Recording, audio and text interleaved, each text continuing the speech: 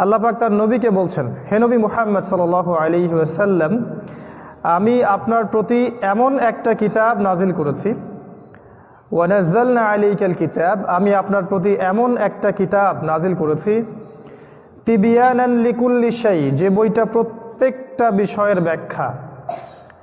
আবারও বলছি, প্রত্যেকটা বিষয়ের ব্যাখ্যা, ওয়া হুদান এবং হিদায়াত, ওয়া রাহমাতান এবং দয়া, ওয়া বুশরা লিল মুসলিমিন এবং মুসলিমদের জন্য এই বইটা হচ্ছে সুসংবাদ। এই আয়াতটাকে যারা হজম করতে পারেন না, লেকচারগুলো তাদের জন্য নয়। যারা এই আয়াতটাকে আগে হজম করতে পারেন যে আল কোরআন হচ্ছে প্রত্যেকটা বিষয়ের সমাধান, তাদের জন্য আমাদের লেকচার। আর যারা এটার সাথে এগ্রি করেন না, ডিসএগ্রি করেন যে না, কোরআনে সব কিছু সমাধান নাই, হাদিসে সব কিছু সমাধান নাই, আমাদের অন্য উৎসের দরকার আছে, তাদের জন্য আমাদের কাছে কোনো নসিহত নাই।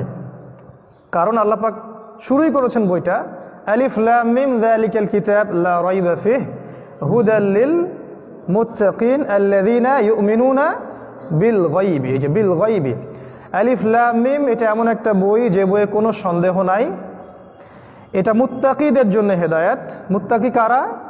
যারা অদৃশ্যে বিশ্বাস করে, গায়েবে বিশ্বাস করে।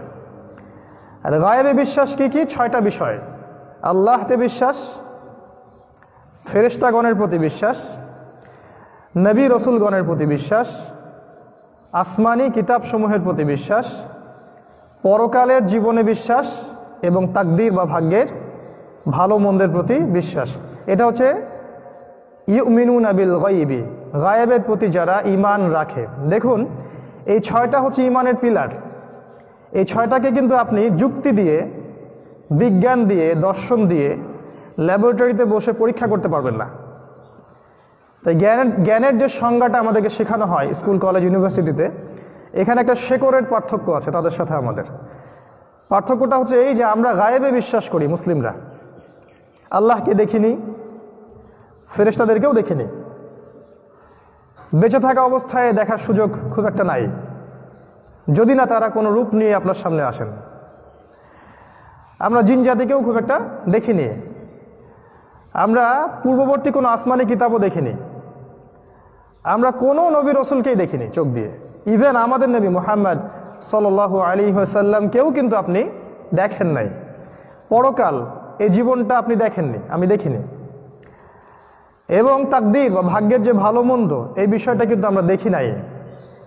তাই এই যে ঈমানের 6টা পিলার, এই 6টা পিলারকে আমাদেরকে না দেখে বিশ্বাস করতে হয়।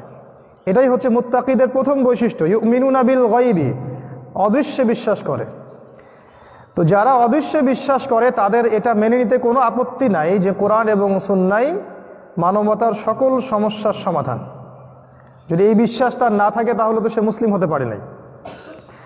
আর যারা বিশ্বাস করে যে না, জ্ঞান হচ্ছে সেটাই যেটা পরীক্ষা নিরীক্ষা, পর্যবেক্ষণ, যুক্তি, দর্শন দিয়ে প্রমাণ করা যায়, সেটাই হচ্ছে জ্ঞান, যেটা আমাদের ফিলোসফিতে শেখানো হয়েছে, আমাদের স্কুল, কলেজ, ইউনিভার্সিটিতে এটা শেখানো হয় যে জ্ঞান তত্ত্ব, এটাকে আমরা বলি এপিস্টিমোলজি, জ্ঞান তত্ত্ব। তো ওদের মতে জ্ঞানের উৎস হচ্ছে এরকম যুক্তি, কারো কারো মতে জ্ঞানের উৎস হচ্ছে দর্শন, কারো মতে জ্ঞানের উৎস হচ্ছে অভিজ্ঞতা, কারো মতে জ্ঞানের উৎস হচ্ছে পরীক্ষা নিরীক্ষা, পর্যবেক্ষণ করে ল্যাবে প্রমাণ করতে পারলেই সেটা সত্য। অতএব ল্যাবে যেহেতু আপনি আল্লাহকে প্রমাণ করতে পারছেন না, দ্যাট ইজ ওয়াই আল্লাহর কোনো অস্তিত্ব নাই। এটা ওদের কনসেপ্ট অফ ভিউ। যেহেতু মালায়েকা, ফেরেশতাদেরকে আপনি ল্যাবে প্রমাণ করতে পারছেন না, অতএব তাদের অস্তিত্ব বিশ্বাস করাটা হবে মৌলবাদী সংস্কৃতি। যেহেতু আপনি আসমানি কিতাব দেখেননি, এটাকে ল্যাবে পরীক্ষা নিরীক্ষা, যুক্তি, দর্শনে প্রমাণ করা যায় না, অতএব আসমানি কিতাবের মধ্যেই সমস্ত সমস্যার সমাধান আছে, এটা আমি হজম করতে পারছি না। আবার পরকাল, এই যে মৃত্যু হবে, কবরের আযাব, জান্নাত, জাহান্নাম, মিজান, ফুলসিরাত, কিছুই তো আমরা দেখি নাই। এবং এগুলোকে আপনি কোনো যুক্তি দিয়ে প্রমাণ করতে পারবেন না, দর্শন দিয়ে প্রমাণ করতে পারবেন না, এমনকি কোনো ল্যাবেও পরীক্ষা নিরীক্ষা, পর্যবেক্ষণের মাধ্যমে প্রমাণ করতে পারবেন না। বিধায় এগুলোর কোনো অস্তিত্বে তারা স্বীকার করে না। এভাবে ঈমানের 6টা পিলারকে যদি আপনি এই যুক্তি, দর্শন আর বিজ্ঞানের কোষ্ঠী পাথরে যাচাই করেন, তাহলে আপনি আল্লাহর অস্তিত্বে বিশ্বাস করতে পারবেন না। বলে রাখছি যে এটা দুই রকম হয়। যদি আপনি ইসলামিক সায়েন্স, ইসলামিক দর্শন এবং ইসলামিক যুক্তি দিয়ে এটাকে বিবেচনা করেন তাহলে ঈমান রাখতে পারবেন। আর যদি বর্তমান প্রচলিত এই যে আল্লাহ বিরোধী শক্তি, godless world, godless science, godless philosophy এবং গডলেস লজিক, এগুলো দিয়ে যদি আপনি এগুলোকে যাচাই করতে চান, ঈমানের 6টা পিলারকে, আপনি কিন্তু যাচাই করতে পারবেন না। তখন আপনি ঈমান হারা হবেন। আর আমাদের এডুকেশন সিস্টেমের মূল সমস্যা এই জায়গায়, তারা আমাদের এই প্রজন্মগুলোকে এই গডলেস ফাংশনের মধ্য দিয়ে বিশ্বকে দেখতে বলছে এবং ধর্মকে দেখতে বলছে। তো এই জন্য প্রথম আয়াতটা নিয়ে এতগুলো কথা বললাম। হয়তো আলোচনা একটু জটিল মনে হতে পারে, তবে বারবার শুনলে ক্লিয়ার হয়ে যাবে, ইনশাআল্লাহ রেকর্ড হচ্ছে। তো মূল জায়গাটা হচ্ছে এপিস্টিমোলজি, মানে জ্ঞান তত্ত্বের পার্থক্য সেকুলারদের সাথে, ডেমোক্রেটিকদের সাথে, যারা ন্যাশনালিজমে বিশ্বাস করে ওদের সাথে, এই পশ্চিমা সভ্যতার সাথে, এবং দাজ্জালীয় যে সিস্টেম সারা বিশ্ব জুড়ে ছড়িয়ে পড়েছে, এদের সাথে আমাদের মৌলিক পার্থক্য হচ্ছে আমরা গায়েবে বিশ্বাস করি, ওরা গায়েবে বিশ্বাস মোটেও করে না। গায়েবে তো বিশ্বাস করেই না। আল্লাহ পাক বলেছেন, যদি তাদের সামনে একটার পর একটা নিদর্শন দেখাও হে নবী, তারপরেও তারা কখনোই ঈমান নিয়ে আসবে না। সুম্মুন বুকমুন উমিয়ুন ফাহুম লা ইয়ারজিউন, তারা বধির, তারা অন্ধ, তারা কশ্চিনকালেও ঈমান নিয়ে আসবে না। তো পার্থক্যের জায়গাটা বোঝার পরে আমরা আয়াতটার দিকে যাই। আল্লাহ পাক বলেছেন এই আয়াতের মধ্যে, সূরা নাহল আয়াত নম্বর 89 এর মধ্যে, যে হে নবী, আমি আপনার প্রতি এমন একটা কিতাব নাজিল করেছি যেই কিতাব প্রত্যেকটা বিষয়ের ব্যাখ্যা, তিবিয়ানান লিকুল্লি শাই, প্রত্যেকটা বিষয়ের ব্যাখ্যা। যারা এটাকে মেনে নিচ্ছে যে কোরআন প্রত্যেকটা বিষয়ের ব্যাখ্যা, তাদের জন্য এই বইটা হচ্ছে হুদান, মানে হেদায়েত, পথ নির্দেশ, ওয়া রহমাতান, এবং দয়া, ওয়া বুশরা, এবং সুসংবাদ। কাদের জন্যে? লিল মুসলিমিন, মুসলিমদের জন্যে। মুসলিম কি? আব্দুল্লাহ, আব্দুর রহমান এসব নাম হলেই কি মুসলিম হওয়া যায়? উত্তর না। যতক্ষণ পর্যন্ত একজন মানুষ আল্লাহ এবং তার রাসূলের বিধানের সামনে নিঃশর্তভাবে আনুগত্য না করতে পারবে, ততক্ষণ পর্যন্ত সে মুসলিম হতে পারবে না। সিম্পল।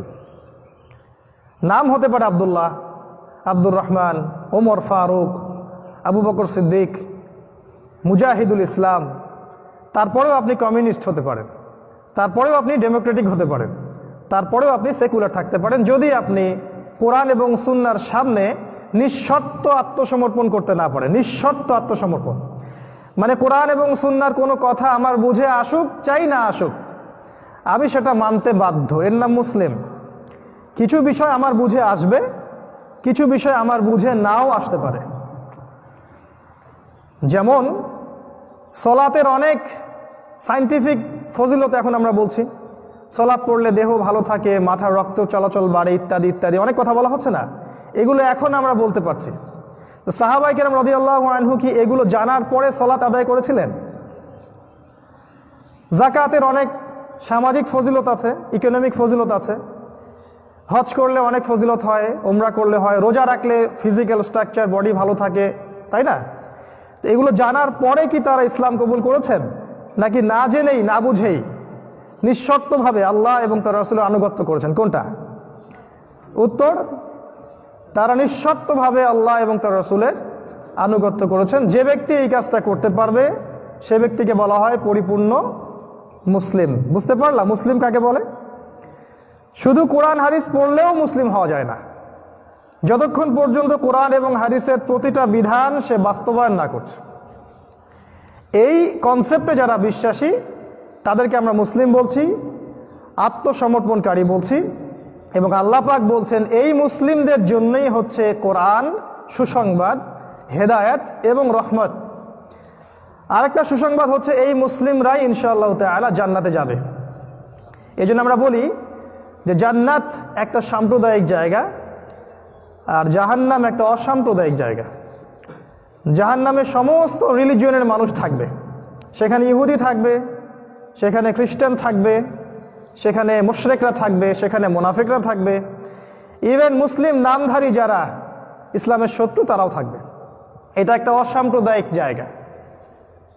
পক্ষান্তরে জান্নাত অসাম্প্রদায়িক জায়গা নয়, এটা পার্টিকুলার কিছু মানুষের জন্য প্রস্তুত করা হয়েছে, যারা নিঃশর্তভাবে কোরআন এবং সুন্নাহর প্রতিটা বিধানের সামনে সামি'না ওয়া আতা'না, শুনলাম মানলাম, এদের জন্য জান্নাত। এখন ডিসাইড আপনি করবেন যে আপনি কি অসাম্প্রদায়িক জাহান্নামে থাকতে চান না সাম্প্রদায়িক জান্নাতে যেতে চান। এই সিদ্ধান্তটা আপনাকেই নিতে হবে। আমরা আপনাকে শুধুমাত্র পথ দেখাতে পারি, আপনাকে ফোর্স করার দায়িত্ব আমাদের নয়। আল্লাহ পাক বলেছেন ফাযাক্কির ইন নাফাআতিয যিকরা, হে নবী আপনি মানুষকে সচেতন করুন যদি উপদেশ কোনো কাজে দেয়। ফাযাক্কির ইন্নামা আনতা মুযাক্কির, আপনি উপদেশ দিন, আপনি শুধুমাত্র একজন উপদেশদাতা। লাস্তা আলাইহিম বিমুসাইতির, আপনি তাদের উপরে দারোগা নন। আল্লাহ রাব্বুল আলামিন বলছেন সূরাতুল আলী ইমরানের 102 নম্বর আয়াতে এই মুসলিমদের জন্য, ইয়া আইয়ুহাল্লাযীনা আমানু, হে মুমিনগণ। মুমিন কারা? ওই যে 6টা পিলারে যারা বিশ্বাস করেছে মনে, মুখে স্বীকৃতি দিয়েছে এবং কাজে বাস্তবায়ন করেছে, এই মুমিনদেরকে আল্লাহ পাক বলছেন ইত্তাকুল্লাহ, তোমরা আল্লাহকে ভয় করো। ওয়ালা তামুতুন্না ইল্লা ওয়া আনতুম মুসলিমুন, এবং পরিপূর্ণ মুসলিম না হয়ে যেন মৃত্যুবরণ করো না। আল্লাহর আদেশটা আপনাকে শুনিয়ে দিলাম। আল্লাহ পাক বলেছেন তোমরা যারা ঈমান এনেছো তাদেরকে বলছি তোমরা আল্লাহকে ভয় করো, ভয় করার মতো ভয় করো। ওয়ালা তামুতুন্না ইল্লা ওয়া আনতুম মুসলিমুন, পরিপূর্ণ আত্মসমর্পণকারী না হয়ে, পরিপূর্ণ ইসলামিক মৌলবাদী না হয়ে, ইসলামের প্রত্যেকটা বিষয়ের মূলনীতি না মেনে, না বুঝে, না আমল করে কবরে যেও না, মৃত্যুবরণ করো না। এটা হচ্ছে আল্লাহ রাব্বুল আলামিনের আদেশ। আল্লাহ পাকের আদেশকে আমরা কিভাবে নিব সেটা আমাদের উপরে, এটা আল্লাহ পাক আমাদের উপরে জোর করেন নাই, জবরদস্তি করেন নাই। এই আয়াতটা যদি আমাদের হজম হয়ে থাকে তাহলে আজকের লেকচারটা বুঝে আসবে ইনশাআল্লাহ। এই আয়াতের সিমিলার আরো কিছু আয়াত আছে, যেমন সূরা কাহফের মধ্যে আছে, সূরা কাহফের 54 নম্বর আয়াতে আছে। আল্লাহ পাক বলেছেন ওয়ালাকাদ সাররাফনা ফি হাযাল কুরআন লিন-নাস মিন কুল্লি মাসাল, আল্লাহ পাক বলেছেন শুধু মুসলিমদের জন্য নয়, আমি পুরো মানব জাতির জন্য এই কোরআনের মধ্যে প্রত্যেকটা বিষয় ব্যাখ্যা করেছি। শুধু মুসলিমদের জন্য নয়, পুরো ম্যানকাইন্ডের জন্য আমি কোরআনের মধ্যে প্রতিটা বিষয় ব্যাখ্যা করেছি। ওয়া কানাল ইনসানু আকসারা শাইইন জাদালা, কিন্তু মানুষ বেশিরভাগ বিষয়ে বিতর্ক করতে বেশি পছন্দ করে। তারা সত্য মানতে চায় না, বিতর্ক করতে বেশি পছন্দ করে। সেই আয়াত আছে সূরা বনী ইসরাঈলের মধ্যেও, ওয়ালাকাদ সাররাফনা ফি হাযাল কুরআন লিন-নাস মিন কুল্লি মাসাল ফাবা আকসারুন নাস ইল্লা কুফুরা, আমি এই কোরআনের মধ্যে মানব জাতির জন্য প্রতিটা বিষয় ব্যাখ্যা করেছি, কিন্তু মানুষ কুফরি করছে, অস্বীকার করছে এবং উদ্ধত আচরণ করছে। তো আল্লাহ পাকের কথা কিন্তু পরিষ্কার। এবার এই কোরআনের ব্যাখ্যা আমরা জানি কি? হাদিস। আল্লাহ পাক সূরা হাশরের মধ্যে বলেছেন আয়াত নাম্বার 7, ওয়ামা আতাকুমুর রাসূলু ফাখুযুহু ওয়ামা নাহাকুম আনহু ফান্তাহু, মুহাম্মদ সাল্লাল্লাহু আলাইহি ওয়াসাল্লাম তোমাদেরকে যা দিয়েছেন তা গ্রহণ করে নাও, চোখ বন্ধ করে গ্রহণ করে নাও। এখানে যুক্তি, দর্শন, বিজ্ঞান খোঁজার দরকার নেই। ওয়ামা নাহাকুম আনহু ফান্তাহু, তিনি যত বিষয় থেকে আমাদেরকে নিষেধ করেছেন সমস্ত বিষয় থেকে তোমরা দূরে থাকো। তো আল্লাহর রাসূলের কথা মেনে নেয়া এবং তার নিষেধ থেকে দূরে থাকাই হচ্ছে সুন্নাহ।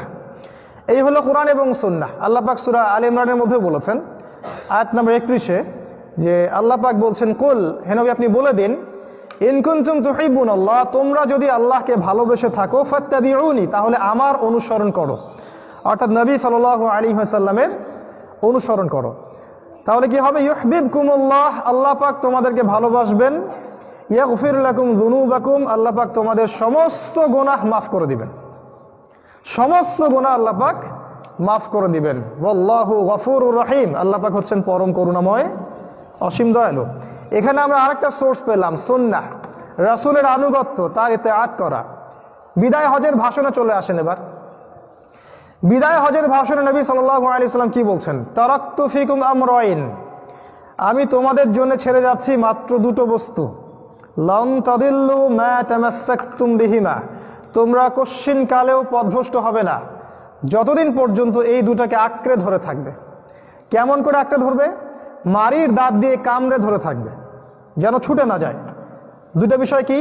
একটা হচ্ছে কিতাব আল্লাহ, আল্লাহর কিতাব মানে আল কোরআন, ওয়া সুন্নতি নবীহি এবং তার নবীর সুন্নাহ। আমি অনেকদিন আগেও বলেছি লেকচারে যে এই কোরআন এবং সুন্নাহ কেন্দ্রিক আমাদের কাজ হবে 6টা। 1 নাম্বার, কোরআন সুন্নাহ আগে পড়তে শিখতে হবে, যার জন্য এই মাদ্রাসাগুলো করা হয়েছে। কোরআন সুন্নাহ পড়া এবং জানা এবং শেখার জন্য মাদ্রাসার কোনো বিকল্প নাই। মসজিদ, মাদ্রাসা, মক্তব, ইনস্টিটিউশনের কোনো বিকল্প নাই। প্রথমে পড়া শিখতে হবে। 2 নম্বর হচ্ছে কোরআন সুন্নাহর অর্থ, গভীর অর্থটাকে বের করতে হবে। শুধু তোতা পাখির মতো মুখস্থ করলেই কোরআন সুন্নাহ দিয়ে আপনি বিশ্বকে ডিল করতে পারবেন না। সিম্পল কথা, খুব সহজ কথা। কোরআন সুন্নাহ শুধু তোতা পাখির মতো পড়ে গেলেই কোরআন সুন্নাহ দিয়ে সব সমস্যার সমাধান বের করতে কখনোই পারবো না আমরা। যতক্ষণ না আপনি কোরআন এবং হাদিসকে দিয়ে বিশ্বের রাজনীতি, অর্থনীতি, সমাজনীতি, মিডিয়া, প্রযুক্তি সব কিছুকে না মেলাচ্ছেন, ততক্ষণ পর্যন্ত আপনি এই বিশ্বকে চ্যালেঞ্জ করতে পারবেন না। দেখছেন না এখন কোরআন সুন্নাহ হাতে থাকার পরেও আমরা ব্যাকফুটে আছি। নিজেদের কথা মাঝে মাঝে বলতে হয়, না হলে আমাদের অবস্থানটা স্পষ্ট হয় না। কোরআন সুন্নাহ হাতে থাকার পরেও আজকে আমরা ব্যাকফুটে কেন? কারণ কোরআন সুন্নাহকে দিয়ে আমরা বিশ্বকে চ্যালেঞ্জ করতে পারছি না। বিকজ কোরআন এবং সুন্নাহর গভীর ইন্টারপ্রিটেশন, ব্যাখ্যা আমরা করতে চাচ্ছি না। আমরা খালি ফজিলতের জন্য তিলাওয়াত করি, বুখারী খতম দিচ্ছি, মুসলিম খতম দিচ্ছি, কোরআন খতম দিচ্ছি। ভিতরে কি আছে এটাকে দিয়ে এই বিশ্বের রাজনীতি কেমন করে ব্যাখ্যা করবেন আপনি? কেমন করে অর্থনৈতিক হেদায়েত নেবেন? কেমন করে সমাজনীতি চালাবেন? পরিবার কেমন করে গঠন করবেন? আপনার শারীরিক কাঠামো কেমন করে গঠন করবেন? আপনি উম্মার জন্য কিভাবে একটা ঐক্যের কনসেপ্ট আনবেন? কিভাবে দাওয়াত এবং জিহাদের ক্ষেত্র প্রস্তুত করবেন? এটা কিন্তু আমরা করতে পারছি না। আর যারাই টুকটাক করার চেষ্টা করছে তাদেরকে বিভিন্ন ট্যাগ লাগিয়ে দিয়ে আমরা সমাজ থেকে বয়কট করছি। সর্বোচ্চ এটা করছি, ওদের জন্য মসজিদের দরজাগুলো বন্ধ করে দিচ্ছি, যে না, মসজিদে আসতে দেওয়া যাবে না, মাহফিল করতে দেওয়া যাবে না। সুবহানাল্লাহ, দুঃখজনক, এটা কষ্টকর, দুঃখজনক। 3 নাম্বার, কোরআন এবং সুন্নাহর আদেশগুলোকে মেনে চলা। পড়তে শিখেছি, এরপরে অর্থও বুঝছি মাশাআল্লাহ, এবার আদেশগুলোকে মেনে চলতে হয়। আদেশ না মানলে কিন্তু আমরা পরিপূর্ণ মুসলিম হতে পারছি না। 4 নাম্বার, নিষেধ থেকে দূরে থাকা।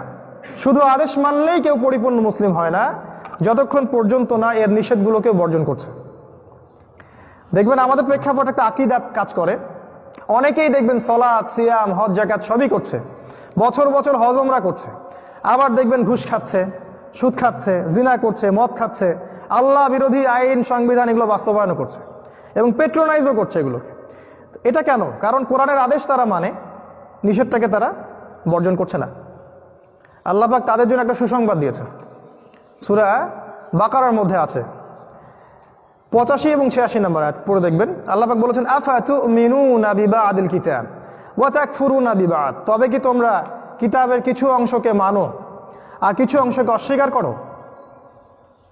আবার বলছি, আল্লাহ বলেছেন, তবে কি তোমরা কিতাবের কিছু অংশকে মানো আর কিছু অংশকে অস্বীকার করো?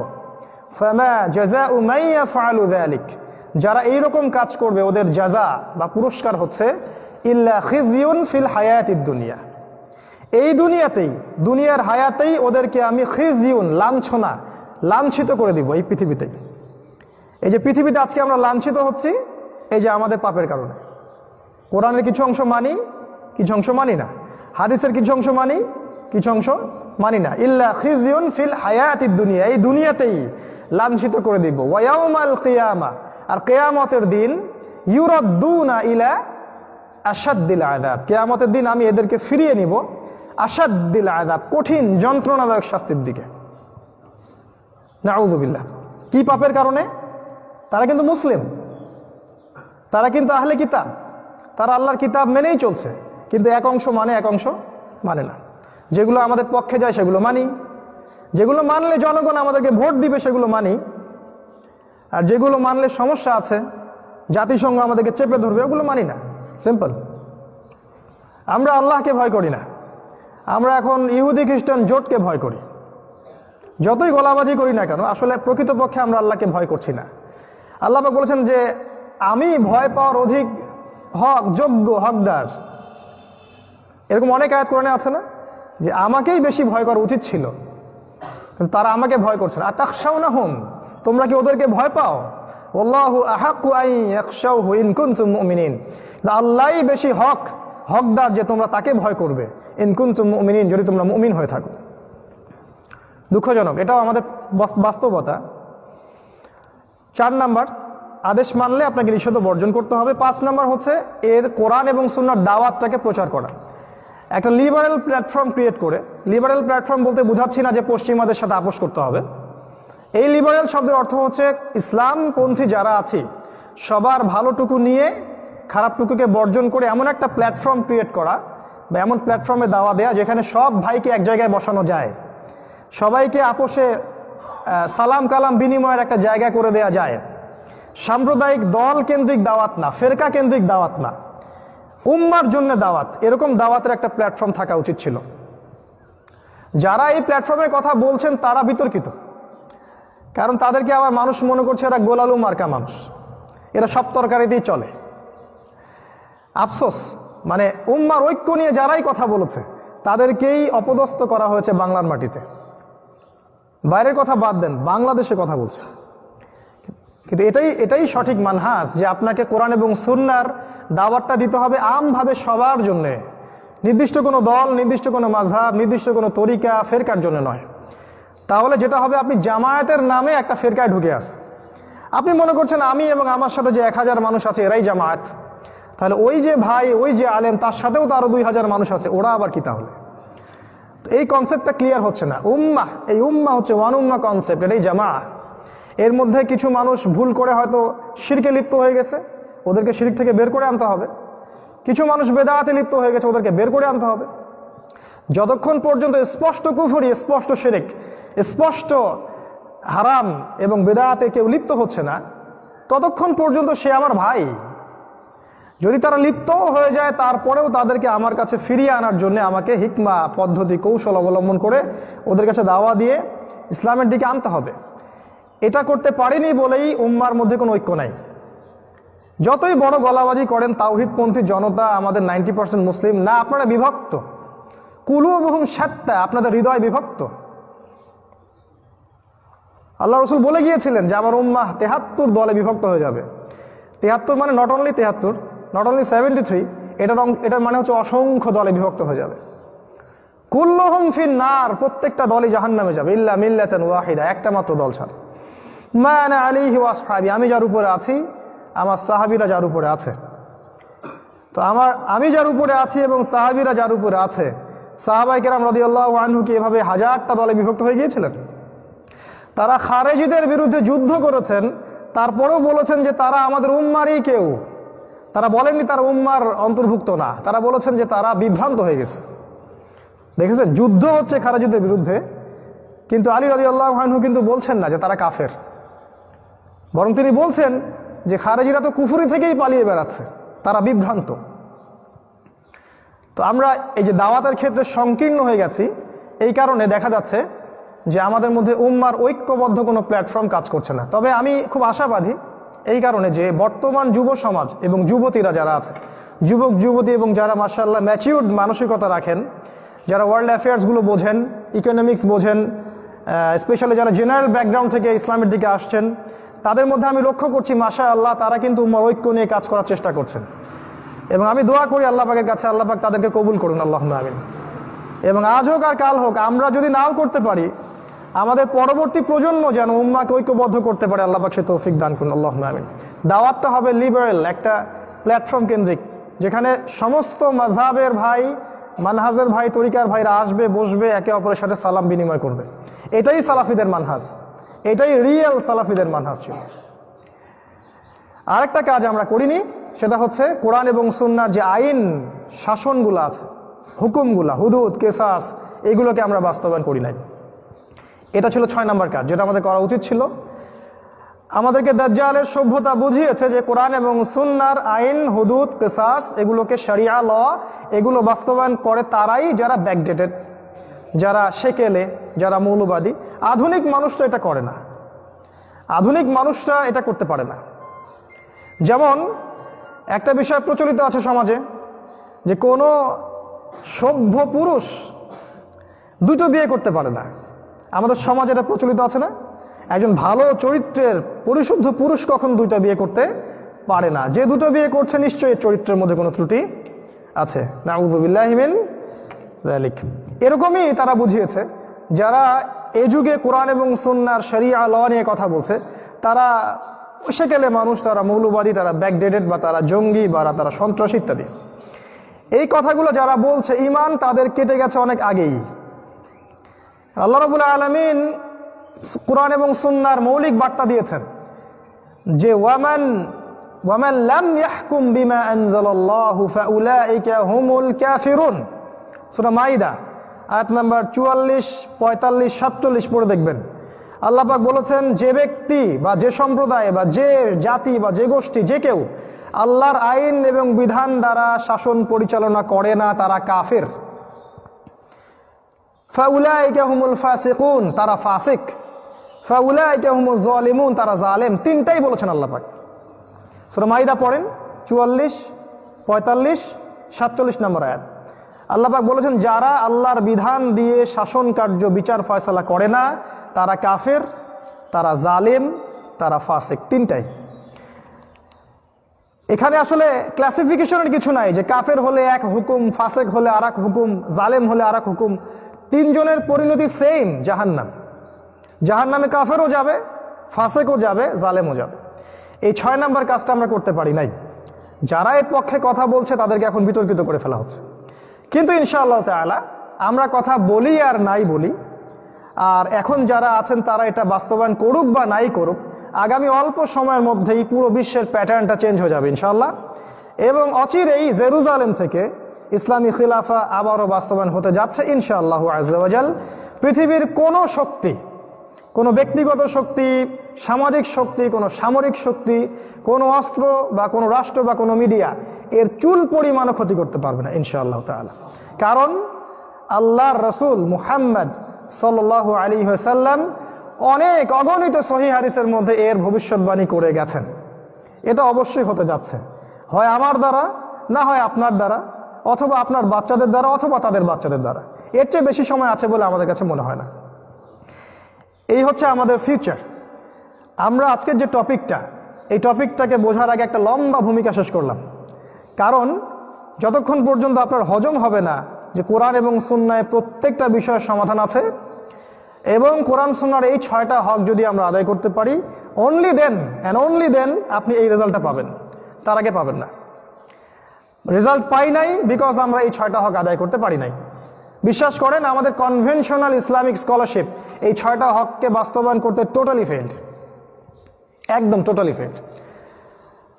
একজন জেনারেল শিক্ষিত যুবক যে মাশাআল্লাহ জেনারেল লাইনে 20 বছর 30 বছর পড়াশোনা করেছেন, হতে পারে একটা ভুল ট্র্যাকে একটা সময় তাকে আল্লাহ পাক হেদায়েত দিয়েছেন, সে ইসলামের দিকে এসেছে।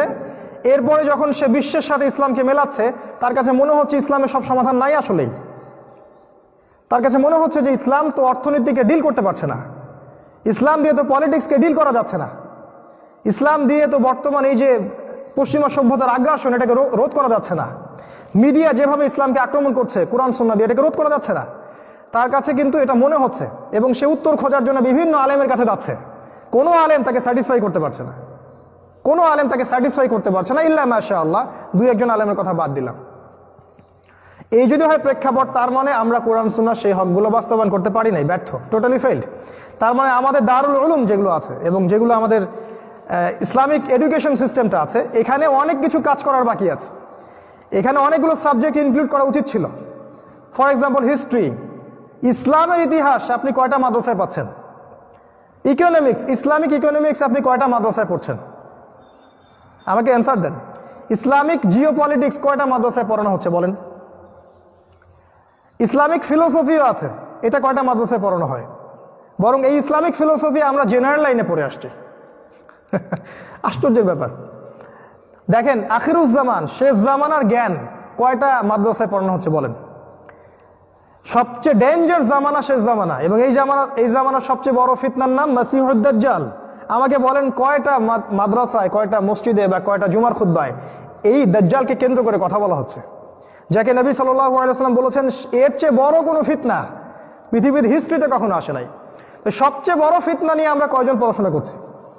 কয়টা মাদ্রাসা একটা আলাদা সাবজেক্ট আছে, আখিরুজ্জামান বা দাজ্জাল? নাই। এই যে নাই, এটাই দাজ্জালের একটা ট্র্যাপ।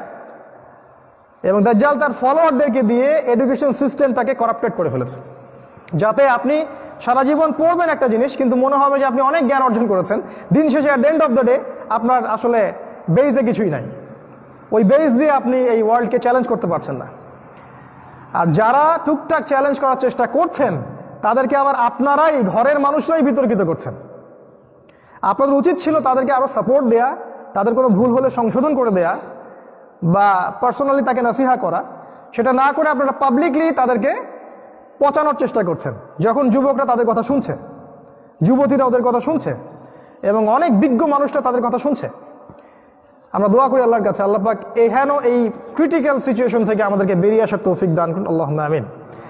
বিগত 100 বছরে এই বিংশ শতাব্দীর যে রহস্যজনক পরিবর্তন, এই পরিবর্তনের জন্য আমি আপনার সামনে আজকে 10টা পয়েন্ট লিখে নিয়ে আসছি। আমি যদি আসলে একটু সততার সাথে শ্রম দিতাম, তাহলে হয়তো আমি আরো 10টা পয়েন্ট লিখতে পারতাম। এখানে আমার ব্যর্থতা, আমার জ্ঞানের স্বল্পতা এবং আমার দুনিয়াবি ফিতনা এবং আমার ব্যর্থতার কারণেই আমি আরো 10টা পয়েন্ট লিখতে পারিনি। ইনশাআল্লাহ আজকে 10টা পয়েন্ট বলছি, আগামী দিন ইনশাআল্লাহ, আগামীতে কোনো সময় ইনশাআল্লাহ আরো ডিটেলস আলোচনা করা যাবে ইনশাআল্লাহ। আমি মেজর 10টা পয়েন্ট আপনাকে বলবো আজকে। এই 10টা পয়েন্ট হচ্ছে যে বিগত 100 বছরে এই বিশ্বের আমূল যে পরিবর্তন, যেটা ইতিহাসে আদম আলাইহিস সালাম থেকে শুরু করে এই আজকের 2021 সাল পর্যন্ত ছিল না, বা আমরা বলতে পারি আদম আলাইহিস সালাম থেকে শুরু করে 1900 সাল পর্যন্ত ছিল না। আমি লাস্ট 100 বছরের কথা বলছি। তার আগে আপনাদেরকে বলে দিই যে রাসূলুল্লাহ সাল্লাল্লাহু আলাইহি ওয়াসাল্লাম তার সহিহ হাদিসগুলোর মধ্যে অসংখ্য হাজার হাজার সাইন, আলামত, নিদর্শনগুলো বর্ণনা করে গেছেন যে পৃথিবী যখন শেষ সময়ের দিকে চলে আসবে, তখন পৃথিবীতে কি কি ঘটনাগুলো ঘটবে। আমি রিকোয়েস্ট করব এখানে যারা আছেন ইন্টেলেকচুয়াল অডিয়েন্স, তাদেরকে কোরআন এবং সুন্নাহ থেকে আখিরুজ্জামান, শেষ জামানা, কিয়ামতের আলামত, আলামাতুস সাআ, এই চ্যাপ্টারগুলোকে ভালো করে পড়বেন। আপনি নিজেই বুঝতে পারবেন যে বিগত 100 বছরে বিশ্বে কত কত নতুন সব আলামতের জন্ম নিয়েছে, যেটা 100 বছর আগে ছিল না। এইগুলো নিয়ে আলাদা বই লেখা সম্ভব। আমি খুব মেজর কয়েকটা 10টা পয়েন্ট বলছি যে আমরা বিগত 100 বছর ধরে এই বিশ্বের রহস্যজনক কিছু পরিবর্তন দেখছি, যেটা হিস্ট্রিতে কখনো ছিল না। নাম্বার 1, সেটা হচ্ছে ইসলামিক খিলাফা এর ধ্বংস। ইসলামিক খেলাফা এর মানে গ্লোবালি ধ্বংস, বৈশ্বিকভাবে ইসলামিক খেলাফত ডিস্ট্রয়েড নাই। এটা প্রথম জিনিস। তাহলে আপনাকে বুঝতে হবে খেলাফা কি জিনিস। খেলাফা হচ্ছে এমন একটা স্টেট, এমন একটা নেশন, যেখানে আল্লাহ রাব্বুল আলামিনের যে ওহির বিধান, সেই বিধান অনুযায়ী সমাজ এবং দেশ পরিচালিত হয়। এর নাম খিলাফা স্টেট। আবার বলছি, একটা স্টেট বা একটা রাষ্ট্র, যে রাষ্ট্রের মধ্যে শুধুমাত্র আল্লাহ এবং তার রাসূলের ওহির যে বিধান, কোরআন এবং সুন্নাহ, এই কোরআন এবং সুন্নাহর বিধান দিয়ে রাষ্ট্র পরিচালিত হয়, এর নাম ইসলামিক স্টেট বা হচ্ছে খিলাফা স্টেট। আর এই খিলাফা স্টেট ইসলামই প্রথম দেয়নি। এই খিলাফা স্টেট দাউদ আলাইহিস সালামের সময়ও ছিল, সুলাইমান আলাইহিস সালামের সময়ও ছিল। এটা ইসলাম মুহাম্মদ সাল্লাল্লাহু আলাইহি ওয়াসাল্লাম নতুন করে দিয়ে যাননি, ভুল। সূরা সাদ পড়ে দেখেন। সূরা সাদে আল্লাহ পাক দাউদ আলাইহিস সালামকে বলছেন, হে দাউদ, ইন্না জাআলনাকা খলিফাতান ফিল আরদ, নিশ্চয়ই আমি তোমাকে পৃথিবীতে খলিফা করেছি, লিতাহকুমা বাইনান নাস, যাতে করে আপনি মানুষের মধ্যে বিচার ফয়সালা করতে পারেন। কিসের ভিত্তিতে বিচার ফয়সালা? আল্লাহর ওহির ভিত্তিতে, আল্লাহর দেয়া বিধানের ভিত্তিতে। আর যদি আপনি সেটা না করেন, তাহলে আপনি জালেমদের অন্তর্ভুক্ত হয়ে যাবেন, এবং আল্লাহ পাক জালেমদেরকে কখনো হেদায়েত করেন না। সূরা সাদের মধ্যে পড়বেন, সেম কথা আছে কিন্তু সূরা বাকারার মধ্যেও, যে আমি হেদায়েতের জন্য আমার হেদায়েত এবং বাণী প্রেরণ করলাম, যারা এই বাণী মেনে চলবে আল্লাহ পাক তাদেরকে জান্নাত দান করবেন, আর যারা এর সাথে কুফরি করবে আল্লাহ পাক ওদেরকে চিরস্থায়ী জাহান্নামে দিবেন। এই খিলাফার কনসেপ্ট আমরা প্রথম বলি নাই। দাউদ আলাইহিস সালামের সময় ওই জেরুজালেম, এখনকার জেরুজালেম, সেখান থেকেই কিন্তু তিনি ইসলামিক স্টেট কায়েম করেছিলেন এবং তিনি ছিলেন সেই স্টেটের রাজা বা নবী বা খলিফা, যেটাই বলেন আপনি, যে ভার্সনেই বলেন। তিনি সেখান থেকে ইসলামিক খেলাফা বাস্তবায়ন করেছিলেন এবং তারপরে তার সন্তান সুলাইমান আলাইহিস সালামের সময় সেই খেলাফা আরও ব্যাপক বিস্তৃত লাভ করেছিল। এবং আল্লাহ পাক বলেছেন সুলাইমান আলাইহিস সালামকে আল্লাহ পাক এমন ক্ষমতা দিয়েছিলেন, তিনি পাখির ভাষা বুঝতেন, তিনি জিন জাতিকে অনুগত করেছিলেন, পাহাড় পর্বত অন্যান্য প্রকৃতিও তার অনুগত ছিল, অসংখ্য সেনাবাহিনী তার কাছে ছিল, তার সিংহাসন ছিল যেটা ফ্লাই করতে পারতো অনেক দূর পর্যন্ত। এখনকার যে সভ্যতা নিয়ে আমরা গর্ব করি, সুলাইমান আলাইহিস সালামের সেই সভ্যতার সামনে এটা কিছুই না, কিছুই না, একদম কিছুই না। সেই সুলাইমান আলাইহিস সালাম জেরুজালেম থেকে খেলাফা কায়েম করেছিলেন। তো এই খেলাফা স্টেটের ধারণাটা আমরা প্রথম দেই নাই, এই ধারণাটা দেওয়া হয়েছে কোরআনে এবং সুন্নায়, অনেক আগে থেকে এই পৃথিবীতে এটা কায়েম ছিল। লাস্ট আমরা দেখলাম মুহাম্মদ সাল্লাল্লাহু আলাইহি ওয়াসাল্লাম মদিনায় ইসলামিক খেলাফা কায়েম করলেন এবং সেখান থেকে তিনি ইসলামিক হুকুমত সারা আরব বিশ্বে ছড়িয়ে দিলেন। আমরা দেখি আবু বকর সিদ্দিক রাদিয়াল্লাহু আনহুর সময় তখন ইসলামী খেলাফা, উমর রাদিয়াল্লাহু আনহুর সময় আপনি দেখেন পুরো অর্ধ বিশ্ব জুড়ে ইসলামী খেলাফা, মানে পুরো অর্ধ বিশ্ব শাসিত হচ্ছে আল্লাহর বিধানে, মানুষের বিধানে নয়। শাসকরা আল্লাহকে সন্তুষ্ট করার জন্য বিধান পরিচালনা করছেন, মানুষকে সন্তুষ্ট করার জন্য নয়। এখানে সার্বভৌম ক্ষমতার উৎস আল্লাহ, মানুষ নন। এখানে সত্য মিথ্যার মানদণ্ড আল্লাহর ওহী, মানুষের মতামত নয়। এই হলো খিলাফা স্টেটের সাথে বর্তমান সেকুলার স্টেটের পার্থক্য, বেসিক পার্থক্য। যে সভরেন্টি, সার্বভৌমত্ব খিলাফা স্টেটে আল্লাহর হাতে থাকে, আর ডেমোক্রেটিক কান্ট্রিতে এবং সেকুলার কান্ট্রিতে এটা থাকে মানুষের হাতে। ডেমোক্রেটিক কান্ট্রিতে বেশিরভাগ মানুষ যা বলবে সেটাই সত্য। যদি 100 জন বলে, 100 জনের মধ্যে 99 মানুষ বলে যে সুদ হালাল, তাহলে ডেমোক্রেটিক কান্ট্রিতে সুদ হালাল। যদি একজন বলে সুদ হারাম, কোনো মূল্য নাই, আপনার ভোটে আপনি জিতেন নাই। ওদের কনসেপ্ট এইটা। আর আল্লাহ পাকের কনসেপ্ট কি? 99টা মানুষ যদি 100 জনের মধ্যে বলে সুদ হালাল, কোশ্চিন কালেও সেটা হালাল হবে না। যে একজন বলেছে হারাম, সেটাই হারাম, এটাই চূড়ান্ত। এটা হলো খেলাফা স্টেট, যেখানে আল্লাহর দেয়া বিধান অনুযায়ী শাসন কার্য পরিচালিত হয় এবং সার্বভৌম ক্ষমতার উৎস হচ্ছেন আল্লাহ, মানুষ না, স্টেটও না। বরং স্টেট যতক্ষণ পর্যন্ত আল্লাহর বিধান অনুযায়ী চলছে, আল্লাহ পাক ততক্ষণ রহম করবেন, বরকত দিবেন। আল্লাহ বলেছেন আকাশ এবং জমিনের বরকতের দরজা আমি খুলে দিব, কোনো সমস্যা হবে না ইনশাআল্লাহ। এবং এই স্টেটের রক্ষার জন্য যারা সীমান্ত পাহারা দিবে, এদেরকে বলেছেন আল্লাহ পাক এরা হচ্ছে গাজী, এরাই হবে শহীদ এবং তাহাজ্জুদ গুজার মানুষের নেকি তারা পাবে। তাদের এক ফোঁটা রক্ত মাটিতে পড়ার আগেই তারা জান্নাতে দেখতে পারবে জায়গা। এই হলো স্টেটের পার্থক্য।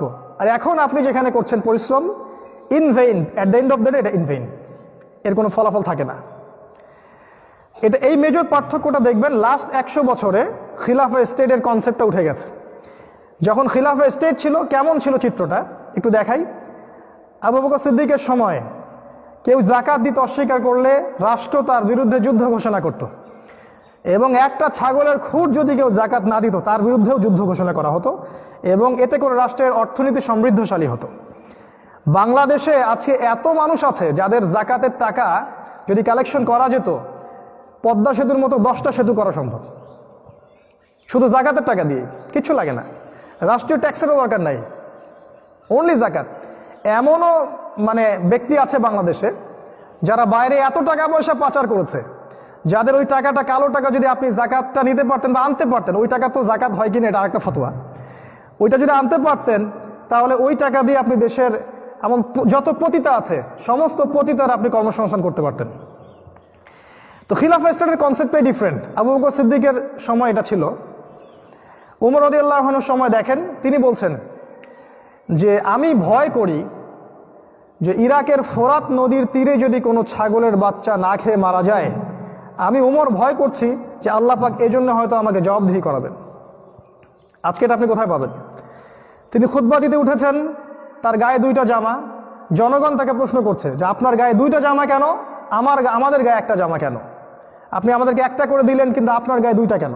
এই কোয়েশ্চেন আপনি এখনকার সো কল ডেমোক্রেটিক কান্ট্রিতে কোথায় করতে পারবেন? বরং আপনার কল্লা থাকবে না, আপনি যাবজ্জীবন, বা আপনাকে খুঁজেই পাওয়া যাবে না। মেজর পার্থক্য এখানে। পার্থক্যটা কি? এখানে আল্লাহকে সন্তুষ্ট করার জন্যে এই রাষ্ট্রপ্রধানরা কাজ করে, এবং এখানে জনগণ সার্বভৌম ক্ষমতার অধিকারী নয়, সার্বভৌম ক্ষমতার অধিকারী আল্লাহ সুবহানাহু ওয়া তাআলা। তাবারাকাল্লাযী বিয়াদিহিল মুলক, যার হাতে সার্বভৌম ক্ষমতা। যে কোনো যুগে তাকান, রাসূল সাল্লাল্লাহু আলাইহি ওয়াসাল্লামের যুগে, আবু বকর সিদ্দিকের যুগে, উসমান রাদিয়াল্লাহু আনহুর যুগে, ওমর ফারুকের যুগে, যখন ইসলামী খেলাফত ছিল তখনকার চিত্রটা দেখবেন, কেউ জুলুমের শিকার হচ্ছে না, ওখানে জিনা হচ্ছে না, মদ পান কেউ করছে না, কেউ সুদ খাচ্ছে না, কেউ দুর্নীতি করছে না। কেউ যদি পাপ করেও ফেলে সে নিজেই রাষ্ট্রপ্রধানের কাছে আসছে এবং বলছে আমার বিচার করে দেন, আমি পাপ করেছি। এখনকার ডেমোক্রেটিক কান্ট্রিতে এটা কোথায় পাবেন? সব জায়গায় দেখবেন সুদ, রিবা, সব জায়গায় ঘুষ, ঘুষ ছাড়া কাজ হবে না, সব জায়গায় করাপশন, দুর্নীতি, প্রতিটা প্রজেক্টে দুর্নীতি। রাষ্ট্র থেকে হয়তো ঠিকই টাকা পয়সা আসে, কিন্তু দুর্নীতি করতে করতে করতে করতে সেই টাকা আর জনগণের কাছে পৌঁছে না। অনেকে মনে করতে পারেন পলিটিক্যাল কথাবার্তা আবার কেন বলছে ইসলামিক লেকচারে? Because politics is a part of Islam, এগুলো ইসলামের অংশ। যদি আপনার ইসলাম আপনাকে ঘরের কোনো তসবিহ দ্বারা টেপা শেখায়, আমাদের ইসলাম সেটা শেখায় না। আমাদের ইসলাম শেখায় আমরা জেরুজালেম থেকে ইনশাল্লাহ বিশ্ব শাসন করব, অচিরেই ইনশাআল্লাহ, অপেক্ষা করতে থাকেন। তো এখন আপনি চিত্রটা দেখবেন, এখানে রিবা, সুদ, জিনা, ঘুষ, মাদক, দুর্নীতি, করাপশন সব চলছে, কিন্তু খিলাফা স্টেটে এটা চলার কোনো সুযোগ ছিল না। ইভেন একজন খলিফা যদি আল্লাহ বিরোধী কোনো কাজ করতেন তখন তাকে অপসারণ করে ফেলা যেত। আবু বকর সিদ্দিক রাদিয়াল্লাহু আনহু এই উম্মার সবচেয়ে পরেজগার মানুষ এবং তিনিই প্রথম জান্নাতে যাবেন এই উম্মার মধ্যে, আমাদের নবীজির পর। তিনি দাঁড়িয়ে যখন ভাষণ দিচ্ছেন তিনি বলছেন যে যতক্ষণ পর্যন্ত আমি আল্লাহ এবং তার রাসূলের আনুগত্য করব, তোমরাও আমার আনুগত্য করবে। আর যদি আমি আল্লাহর ওয়াইন আসাইতু কিতাব আল্লাহ ওয়া সুন্নাতি নবী, আমি যদি আল্লাহ এবং তার রাসূলের সুন্নাহকে অগ্রাহ্য করি বা অবাধ্য হই, লা তুআতা লি আলাইকুম, আমার উপরে তোমাদের কোনো আনুগত্য নাই। এরকম কথা কেউ বলতে পারে এখন? এগুলো স্বপ্নে ভাববেন। তো এখন এই যে খিলাফা স্টেট নাই, এটা আপনি জাদুঘরে পাবেন। এখন একটা কথা বলি, লাস্ট 100 বছরে এই খিলাফা স্টেট তুলে দেওয়া হয়েছে 1914 সাল থেকে, যখন বিশ্ব থেকে একটা রাষ্ট্র মাথাচাড়া দিয়ে উঠল। হঠাৎ করে বিশ্বের মানুষ তাকে চিনতই না যে ব্রিটেন নামে কোনো রাষ্ট্র জন্ম হচ্ছে। ওই ফরাসি বিপ্লবের পর থেকে দেখবেন হিস্ট্রি ঘাটলে আস্তে আস্তে আস্তে আস্তে একটা রাষ্ট্র, ছোট্ট একটা দ্বীপ রাষ্ট্র এতটুকু, সে রাইজ করতে শুরু করলো। সমস্ত সায়েন্টিফিক টেকনোলজিক্যাল রেভলিউশন সেখানে আসতে থাকলো, শিল্প বিপ্লব, এই বিপ্লব, সেই বিপ্লব, একটা রাষ্ট্র থেকেই। এটাই সবচেয়ে আশ্চর্যজনক বিষয়। আর একটা সভ্যতা থেকে, ওই পশ্চিমা সভ্যতা, পৃথিবীর অন্য কোনো সভ্যতায় আপনি এটা পাচ্ছেন না, দেখছেন ওখান থেকে বের হচ্ছে। এবং তারা ওই সায়েন্টিফিক রেভলিউশন এবং টেকনোলজিক্যাল রেভলিউশনটাকে ন্যায়ের পথে কাজে লাগালো না, বরং অন্যায় এবং জুলুমে দিয়ে সারা বিশ্ব শাসন করা শুরু করলো। বিশ্বের এমন কোনো পোর্ট বন্দর তারা বাকি রাখলো না যেখানে তারা কলোনি স্থাপন করলো না। এবং যতক্ষণ ওদের স্বার্থ উদ্ধার না হচ্ছে ততক্ষণ পর্যন্ত তারা ডিকলোনাইজও করলো না, সেখান থেকে উইথড্র করলো না।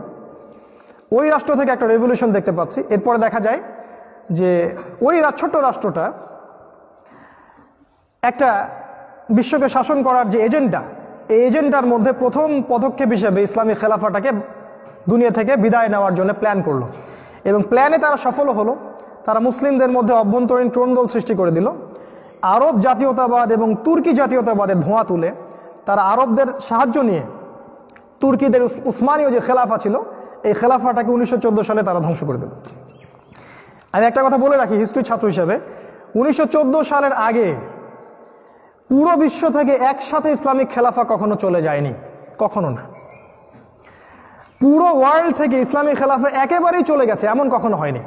হয়তো কোনো একটা জায়গা থেকে চলে গেছে, অন্য একটা জায়গায় হয়েছে, আবার অন্য একটা জায়গা থেকে চলে গেছে আর একটা জায়গায় হয়েছে। দেখবেন যে হয়তো ইরাক থেকে নাই, সিরিয়া থেকে নাই, আপনি দেখবেন হয়তো ওই কর্ডোভার দিকে আছে, আবার ওই দিকে নাই দেখবেন ফাতেমিদের মধ্যে আছে, আবার দেখবেন ফাতেমিদের মধ্যে নাই দেখবেন ওই যে সালাউদ্দিন আইয়ুবী উনাদের মধ্যে আছে, আবার কোথাও নাই উসমানীয় খেলাফা তুর্কির মধ্যে আছে। এই লাস্ট এই যে শেলটা, লাস্টের শেল উসমানীয় খেলাফা, এটাকে এই ব্রিটেনের সহযোগিতা নিয়ে ইহুদি এবং খ্রিস্টানরা একত্রিত হয়ে তারা ডিস্ট্রয় করে দিল। এখানে মুসলিমরাও এদের সহযোগী ছিল, মুসলিমরা এদেরকে সহযোগিতা করেছে। এই খিলাফা কনসেপ্টটা চলে গেছে বিশ্ব থেকে। এখন আপনি এমন কোনো রাষ্ট্র খুঁজে পাবেন না যে রাষ্ট্রটা আল্লাহর সার্বভৌমত্বে চলে, যে রাষ্ট্রের সার্বভৌম ক্ষমতার অধিকারী আল্লাহ, যেখানে আল্লাহ পাকের বিধান এবং শাসন 100% বাস্তবায়ন হচ্ছে, কোথাও পাবেন না। যা দেখছেন এগুলো আইওয়াশ। এটা প্রথম কথা। দেখেন, এটা যে চলে গেছে কারো কিন্তু ঘুম হারাম হয়নি। আমাদের মুসলিমদের কারো মাথা ব্যথা নাই, কেউ দুফোঁটা চোখের পানিও ফেলছে না যে খেলাফা কবে আবার আসবে, কবে সেই শান্তি স্থিতিশীলতা আবার ফিরে আসবে, কারো মাথা ব্যথা নাই। সবাই আমরা মারামারি কাটাকাটিতে ব্যস্ত আছি, আপোষে হিংসা, গীবত, তহমত, ইখতিলাফি মাসআলাগুলো নিয়ে ব্যস্ত আছে। এদিকে দেখেন ওরা কিন্তু ওদের খিলাফা ঠিকই বাস্তবায়ন করে ফেলেছে। সেটা কি? সেটা হচ্ছে ইহুদি এবং খ্রিস্টানদের অ্যালায়েন্স। এই অ্যালায়েন্সের মাধ্যমে তারা বিশ্ব শাসন করছে, তাদের যে এজেন্ডা সেগুলো সারা বিশ্বে তারা ছড়িয়ে দিয়েছে এবং মুসলিমরা প্রতিটা দেশে তাদের এজেন্ডা বাস্তবায়ন করছে। ওরা কিন্তু ওদের উদ্দেশ্যে সম্পূর্ণ সফল। এটা হচ্ছে 1 নম্বর পয়েন্ট, যেটা এই 100 বছরে দেখবেন আপনি, লাস্ট 100 বছরে ইসলামী খেলাফা গন ডিস্ট্রয়েড। তবে আসার কথা হচ্ছে এই, ইনশাআল্লাহ আগামী অল্প কিছু সময়ের মধ্যেই এই ইসলামী খেলাফা আবারও বাস্তবায়িত হবে ইনশাআল্লাহ। না, বাংলাদেশ থেকে নয়। অতএব আমি বাংলাদেশে যারা আছেন তাদেরকে উদ্বিগ্ন না হওয়ার অনুরোধ করছি যে আমরা আবার এখানে কিছু করবো না ইনশাআল্লাহ, আমাদের করার প্রয়োজন হবে না।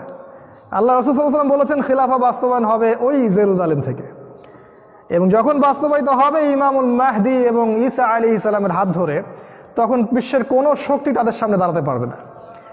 এখন আমরা যেখানে লেকচার দিচ্ছি এই জায়গাটাও খিলাফার আন্ডারে চলে আসবে ইনশাআল্লাহ, কোনো শক্তি এটাকে ঠেকাতে পারবে না। এই বাকি সময়টুকুতে তাদের উদ্বিগ্ন হওয়ার কিছু নাই। যারা আবার আমাদেরকে ট্রেডমার্ক করছেন তাদেরকে উদ্বিগ্ন না হওয়ার আহ্বান জানাবো আর কি ইনশাআল্লাহ। আমরা মেসেজ পৌঁছে দিচ্ছি।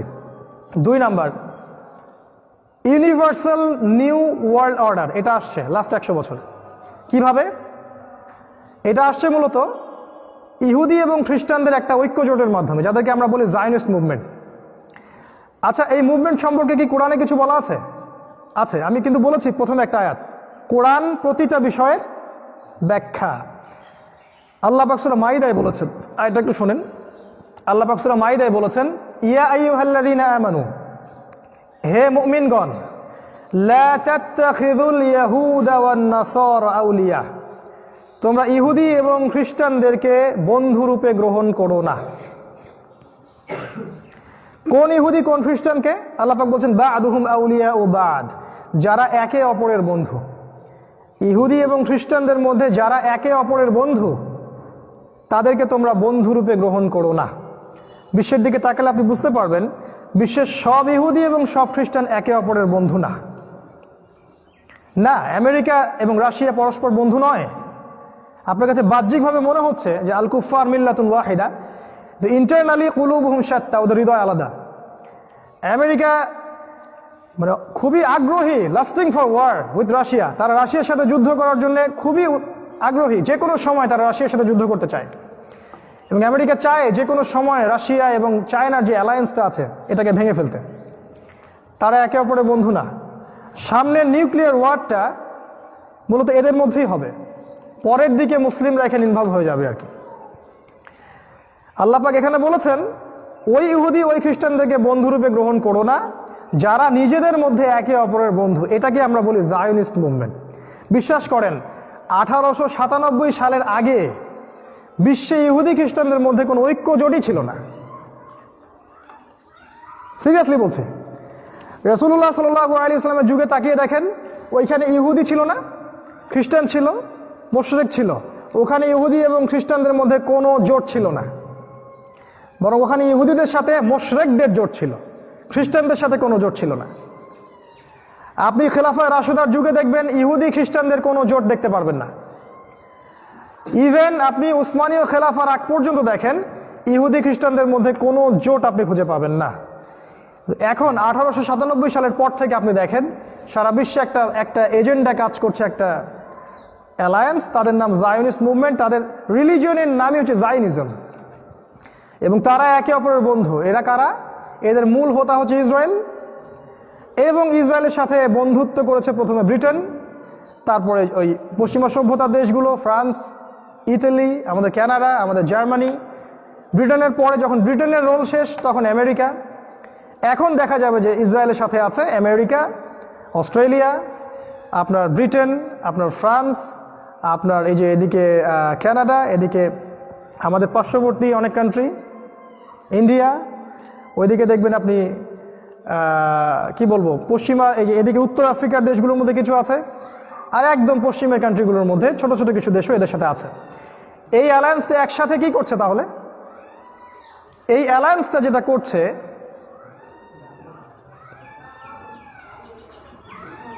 জি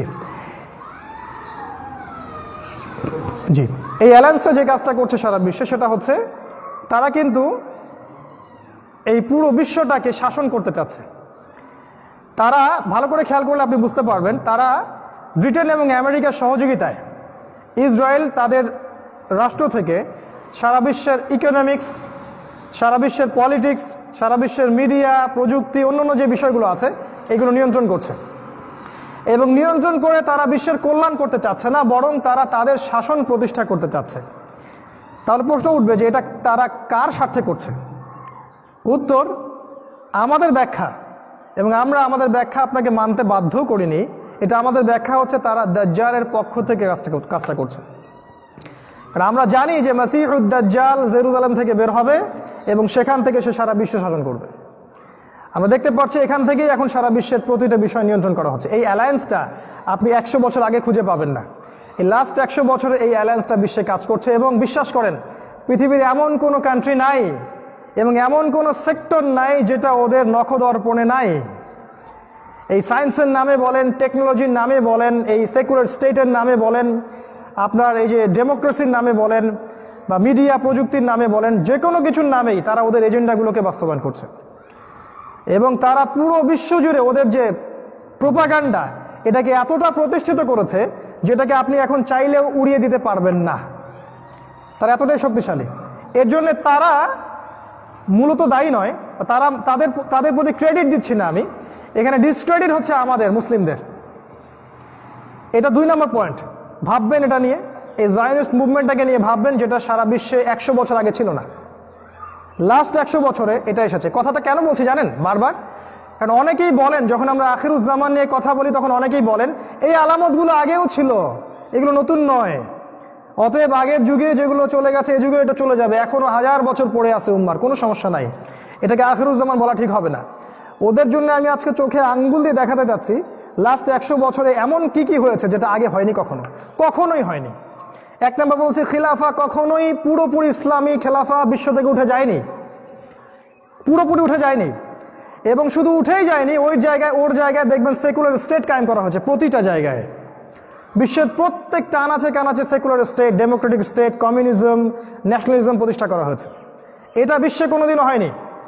2 নম্বর যেটা বললাম, universal one world order, Zionist মুভমেন্টের মাধ্যমে সারা বিশ্বে ইউনিভার্সালি একটা ওয়ান ওয়ার্ল্ড অর্ডার করা হয়েছে। বিশ্বের এক জায়গায় কি হচ্ছে ওরা ওই কেন্দ্র থেকে মনিটর করে, এটা কখনো হয়নি। এবং আমরা ইনডাইরেক্টলি ওদের দাসে পরিণত হয়েছি, ইচ্ছায় হোক বা অনিচ্ছায় হোক, জ্ঞানে হোক বা অজ্ঞানে হোক, আমরা ওদের দাসে পরিণত হয়েছি। ওদের হুকুমের বাইরে কিছু করার অধিকার আমরা রাখছি না। 3 নাম্বার, ইউনাইটেড নেশনস বা জাতিসংঘ। বিশ্বে এইরকম ইহুদি, খ্রিস্টান এবং ইসলাম বিরোধী শক্তিদের এত বড় জোট কখনো হয়নি, কখনো না, নেভার, কোনোদিনও না। ইসলামের ইতিহাস কেন, হিউম্যান হিস্ট্রির ইতিহাসে কখনো ইহুদি, খ্রিস্টান এবং মুশরিকদের এরকম ঐক্য জোট হয়নি যেটা সুপরিকল্পিতভাবে টার্গেট করছে তাদেরকে যারা ইসলাম ফলো করতে চায়। আপনি দেখবেন প্রতিটা কান্ট্রি, যেখানে ইসলামিক কান্ট্রি যেখানে আক্রমণ করা হয়েছে, তাদের অনুমতি নিয়েই করা হয়েছে, তাদের অনুমতির বাইরে কিছু করা হয়নি। তাদের রেজলিউশন পাস করা হয়েছে, তারপরে আক্রমণ করা হয়েছে ইরাক, তারপরে আফগানিস্তান, তারপরে দেখেন এই যে সিরিয়া, এই যে লেবানন, জর্ডান, এই যে আপনার বলেন কাশ্মীর বলেন, উইঘুর বলেন, সব জায়গায় ওদের রেজলিউশন নিয়েই কাজ করা হয়েছে। এরকম একটা অ্যালায়েন্স এই বিশ্বে কোনোদিনও ছিল না। এরকম একটা মানে প্যাটার্ন, কি বলবো, যেটাকে একটা বলি আমরা ফান্ডামেন্টাল বেস, কুফফারদের কখনো ছিল না। এবং আপনি এখন চাইলেও একটা ইসলামিক স্টেট কায়েম করতে পারবেন না। যেখানেই করতে যাবেন ওরা আপনাকে ভেটো দিবে এবং ওরা আপনার ভিত্তি গুড়িয়ে দিবে। ইসলামিক স্টেট তো দূরের কথা, তারা যদি জানতে পারে কোনো জায়গায় ইসলামিক রেভলিউশনের চেষ্টা করা হচ্ছে, দেন তারা সেখানে মুভ করবে। তাই যতক্ষণ পর্যন্ত এই বিশ্বে ওই নিউক্লিয়ার ওয়ার না হচ্ছে, যেটা আমাদের কাঙ্ক্ষিত, যেটা হওয়ারও দরকার আছে, কারণ জালেমের পতনের জন্য একটা প্যাটার্ন চেঞ্জিং এর দরকার হয়, সেটা আল্লাহ পাক এটা দিয়ে করবেন ইনশাআল্লাহ। এটা না হওয়া পর্যন্ত এই প্যাটার্নগুলো কখনো ধ্বংস হবে না, ইল্লা মাশাআল্লাহ। ঈসা আলাইহিস সালাম যখন আসবেন, নিঃসন্দেহে তিনি জাতিসংঘের সদস্য পদ অর্জন করার জন্য অ্যাপ্লিকেশন করবেন। আপনার কি তাই মনে হয়? নিঃসন্দেহে তিনি ডলার দিয়ে কেনাবেচা করবেন না। আপনার কি তাই মনে হয় তিনি করবেন? আপনার কি মনে হয় যে তিনি ইমাম মাহদিকে সাথে নিয়ে ইউনাইটেড নেশনসে যাবেন, সেখানে বক্তব্য দিবেন? জি না, এগুলো থাকবে না, অল্প সময় পরেই দেখবেন এটা চলে গেছে। 3 নাম্বার। 4 নাম্বার আমি শেষ করছি একটু কুইকলি, এই সময়টুকু আমার সাথে থাকুন, অল্প সময় শেষ করছি ইনশাআল্লাহ। 4 নাম্বার গ্লোবাল রিবা। এবার দেখেন গ্লোবাল রিবা, সুদ। মানুষ সুদ খেয়েছে আগে, মানুষ সুদ খায়নি তা না। পশ্চিমের ওই এথেন্সের সুদ ছিল, ওই এথেন্সের রোমক সভ্যতায় ডেমোক্রেসি ছিল, কিন্তু ওই ডেমোক্রেসি এবং ওই রিবা গ্লোবালি ছড়িয়ে যায়নি সারা বিশ্বে। আমার কথা কি বুঝতে পারছেন? গ্লোবাল ইউনিভার্সাল সুদ মানুষ কখনো খায় নাই। এখন পুরো বিশ্বের অর্থনীতিটা সুদ ভিত্তিক। আপনি এককভাবে, একক রাষ্ট্রভাবেও, এককভাবে বলতে বোঝাচ্ছি ব্যক্তিগতভাবে বা আপনার ফ্যামিলি বা আপনার রাষ্ট্র, এই গ্লোবাল রিবা থেকে বের হতে পারবেন না, পসিবল না। মানুষ বলে হ্যাঁ রিবা কিয়ামতের আলামত নবীজি বলে গেছেন, কিন্তু রিবা তো আগেও ছিল। তাদের উদ্দেশ্যে আমি বলবো রিবা আগেও ছিল সত্যি, কিন্তু গ্লোবালাইজেশন ছিল না রিবার, একদম পুরো ওয়ার্ল্ড একসাথে সুদ খাচ্ছে এমনটা ছিল না। নবীজি বলেছিলেন, কি বলেছিলেন? ওই যে বারবার বলি আমি হাদিসগুলা, রিবা যে খায় সে মায়ের সাথে জিনা করে, রিবা যে নেয়, যে খায়, যে সাক্ষী থাকে, যে লিখে রাখে, সবার উপর আমি লানত করেছি, অভিশাপ দিয়েছি। নবীজি বলে গেছেন সুদ যে খায় সে আল্লাহ এবং তার রাসূলের সাথে যুদ্ধ করছে। সুদ যে খায় বা সুদের সাথে যারা সম্পৃক্ত তারা আল্লাহ এবং তার রাসূলের সাথে যুদ্ধ করছে। সূরা বাকারায় আছে না 285, 276 এই আয়াতগুলোর মধ্যে 79। এই পুরো বিশ্বই এখন আল্লাহ এবং তার রাসূলের সাথে যুদ্ধ করছে। আপনি আমি সবাই, ইনক্লুডিং আমাদের স্টেট, সবাই, প্রতিটা স্টেট, প্রতিটা ইসলামিক, প্রতিটা মুসলিম কান্ট্রি, প্রতিটা সেকুলার কান্ট্রি, প্রতিটা ডেমোক্রেটিক কান্ট্রি আল্লাহ এবং তার রাসূলের সাথে যুদ্ধ করছে রিবার মাধ্যমে। এই রিবার গ্লোবালাইজেশন হিস্ট্রিতে কখনো ছিল না। আপনি ঘেটে দেখেন, মানুষ সুদ খেয়েছে মক্কায়, ওই মক্কায়, মানুষ সুদ খেয়েছে মদিনায়, মদিনায়। সুদ বিশ্বের একটা জায়গা থেকে ছড়িয়ে দিয়ে সারা বিশ্বকে সুদের আন্ডারে নিয়ে আসা হয় নাই। এটা এখন হচ্ছে কোথা থেকে হচ্ছে? ওই জেরুজালেম থেকেই হচ্ছে, ওই ইসরায়েল থেকেই হচ্ছে। প্রথমে ব্রিটেন ওদের যে ব্যাংকিং সিস্টেম ওইটা লঞ্চ করেছিল এবং ওদের ব্যাংকিং সিস্টেম দিয়ে সারা বিশ্বের মানুষকে তারা সুদ খাইয়েছে যখন ওরা শাসন করেছে। এখন আমেরিকা ওদের ব্যাংকিং সিস্টেম, ওদের যে ওয়ার্ল্ড ব্যাংক আছে, ওদের IMF আছে, এর থ্রু দিয়ে তারা সারা বিশ্বকে সুদ খাওয়াচ্ছে। এরপরে আসবে ইসরায়েলের ব্যাংক, অপেক্ষা করতে থাকেন। এরপরে আমেরিকার ব্যাংক কলাপস করবে এবং সামনে আসবে ইসরায়েলের ব্যাংক, এবং ইসরায়েলের ব্যাংক সারা বিশ্বকে ইলেকট্রনিক মানি দিবে। ইসরায়েলের ব্যাংকিং সিস্টেম সারা বিশ্বের কাগজের টাকাগুলোকে সরিয়ে ফেলবে এবং তারা সারা বিশ্বের মধ্যে ইলেকট্রনিক মানি ছড়িয়ে দিবে। টাকা আপনি ধরতেও পারবেন না, ছুঁতেও পারবেন না, আপনি খালি পাঠাতে পারবেন এক জায়গা থেকে আরেক জায়গার মধ্যে। এবং এটা সবচেয়ে ডেঞ্জারাস মানি। আপনার সম্পদ মুহূর্তের মধ্যেই দেখবেন যে শেষ, আপনি পথে বসে যাবেন। আমি বলেছি অনেক আগেই, কথা মূল্যায়ন অনেকে করে না, তাদের জন্য আফসোস করা ছাড়া আমার কিছু করার নাই, যে বড় বড় রাষ্ট্রগুলো দেউলিয়া হয়ে যাবে যদি ইসরায়েলের এই ইলেকট্রনিক ব্যাংকিং সিস্টেম নামের সামনে। বিশ্বাস করেন অনেক ব্যাংকার পর্যন্ত কথাটা এখন স্বীকার করেন যে হ্যাঁ ব্যাংকিং সিস্টেম চেঞ্জ হচ্ছে। আমরা বলেছিলাম যে ব্যাংকিং সিস্টেম কলাপস করবে, একজন ব্যাংকার আমাদেরকে বলেছেন যে ব্যাংকিং সিস্টেম কলাপস করেনি কেন সেটাই তো আমার বুঝে আসছে না। এটা একজন ব্যাংকারের কথা। এই ব্যাংকিং সিস্টেম, রিবা ভিত্তিক, সুদ ভিত্তিক ব্যাংকিং সিস্টেম দিয়ে তারা পুরো বিশ্বটাকে একসাথে সুদ খাওয়াচ্ছে, একসাথে। এই সুদের গ্লোবালাইজেশন হিস্ট্রিতে কখনো ছিল না। আপনি পড়াশোনা করেন, যাচাই বাছাই করেন, দেখেন আমার কথা সত্য না মিথ্যা। যদি সত্য হয় আপনি মেনে নেন, যদি মিথ্যা না হয় প্লিজ আমাকে কারেক্ট করবেন। এটা 3 নাম্বার। আরেকটা কথা বলি এখানে, যে আল্লাহ যেটাকে হালাল করেছেন আমরা যদি সেটাকে হারাম করি, আর আল্লাহ যেটাকে হারাম করেছেন লাইক রিবা, আমরা যদি ওইটাকে হালাল করে নেই, এই পাপটাকে আল্লাহ পাক বলেছেন শিরক। সূরা তাওবা 31 নম্বর আয়াত পড়ে দেখবেন, আল্লাহ পাক এই পাপটাকে বলেছেন শিরক। এই পুরো ওয়ার্ল্ড এখন শিরকের উপর দাঁড়িয়ে আছে, বিকজ আপনি আল্লাহর হারাম রিবাকে হালাল করে নিয়েছেন, আল্লাহর হারাম মদকে হালাল করে নিয়েছেন, আল্লাহর হারাম জিনাকে হালাল করেছেন, আল্লাহ বিরোধী সমস্ত আইনগুলোকে উঠিয়ে দিয়েছেন এবং ইসলাম বিরোধী আইনগুলোকে বাস্তবায়ন করেছেন। শিরকের গ্লোবালাইজেশন আগে ছিল না, এটা একটা পয়েন্ট মনে রাখবেন। শিরকের গ্লোবালাইজেশন, এটা 4 নম্বর পয়েন্ট, শিরকের গ্লোবালাইজেশন। এর একটা হাদিস বলবো, নবী করিম সাল্লাল্লাহু আলাইহি ওয়াসাল্লাম বলেছেন, আদম আলাইহিস সালাম যখন কিয়ামতের মাঠে উঠবেন তখন তাকে আল্লাহ পাক বলবেন জাহান্নামীদেরকে আলাদা করে দাও তোমার সন্তানদের মধ্য থেকে। তিনি বলবেন কতজনকে? আদম আলাইহিস সালামকে বলা হবে 1999 জনকে জাহান্নামের জন্য আলাদা করে দাও। বুঝতে পারলেন হাদিসটা? 1999 জনকে জাহান্নামের জন্য আলাদা করে দাও, একজন যাচ্ছে জান্নাতে। নবী সাল্লাল্লাহু আলাইহি ওয়াসাল্লাম বললেন এই একজন হচ্ছে আমার উম্মার মধ্য থেকেই বেশি হবে, আর বাকি যারা জাহান্নামে যাচ্ছে ওরা ইয়াজুজ এবং মাজুজ এদের মধ্য থেকে বেশি হবে। এরা কোনো মনস্টার নয়, এরা কোনো দৈত্য দানব হলিউডের মুভির মতো না, তারাও হিউম্যান বিইং, তারাও মানুষ। ঈসা আলাইহিস সালামের সময় তাদের দ্বিতীয় দলটা বের হবে, যারা বলবে যে এই তাবারিয়া হ্রদের পানি শেষ হয়ে গেছে, পৃথিবীতে কোনো পানি পাচ্ছি না। যাই হোক, এখানে একটা কথা বলতে চাচ্ছি, সেটা হচ্ছে দেখেন এতগুলো মানুষ যে জাহান্নামে যাবে, হাজারে জাহান্নামে মানুষ কেন যাবে? এতগুলো মানুষ কেন জাহান্নামে যাবে? উত্তরটা খুব সিম্পল, উত্তরটা সূরা নিসার মধ্যে আছে। আল্লাহ পাক বলেছেন আমি আমার সাথে শিরিকের গুনাহ মাফ করব না, বাকি সমস্ত গুনাহ আমি যাকে ইচ্ছা মাফ করে দেব। আল্লাহ পাক বলেন এটা, ইন্নাল্লাহা লা ইয়াগফিরু আন ইউশরাকা বিহি ওয়া ইয়াগফিরু মা দুনা যালিকা লিমান ইয়াশা।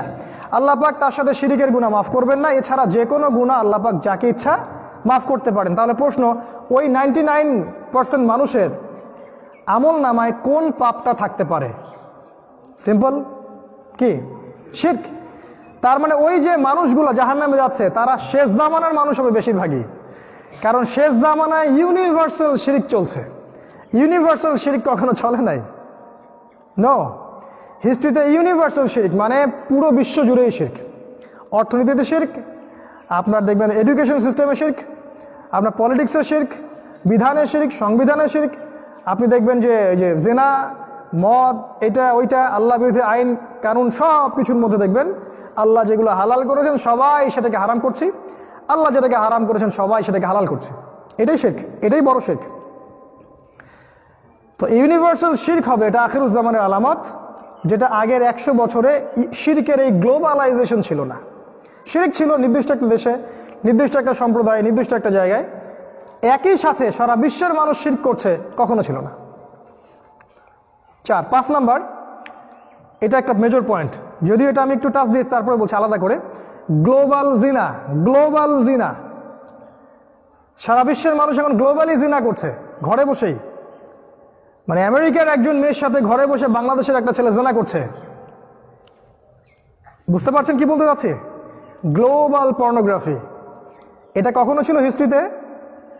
যারা বলেন যে আখিরুজ্জামান এটা না, তাদেরকে বলবো যে 2 চোখ দিয়ে বিশ্বকে দেখেন। আপনার ইন্টারনাল চোখটা বন্ধ হয়ে গেছে, ইন্টারনাল চোখটা খুলে বিশ্বকে দেখেন, বুঝতে পারবেন। মানুষ জিনা করেছে, আমরা অস্বীকার করছি না।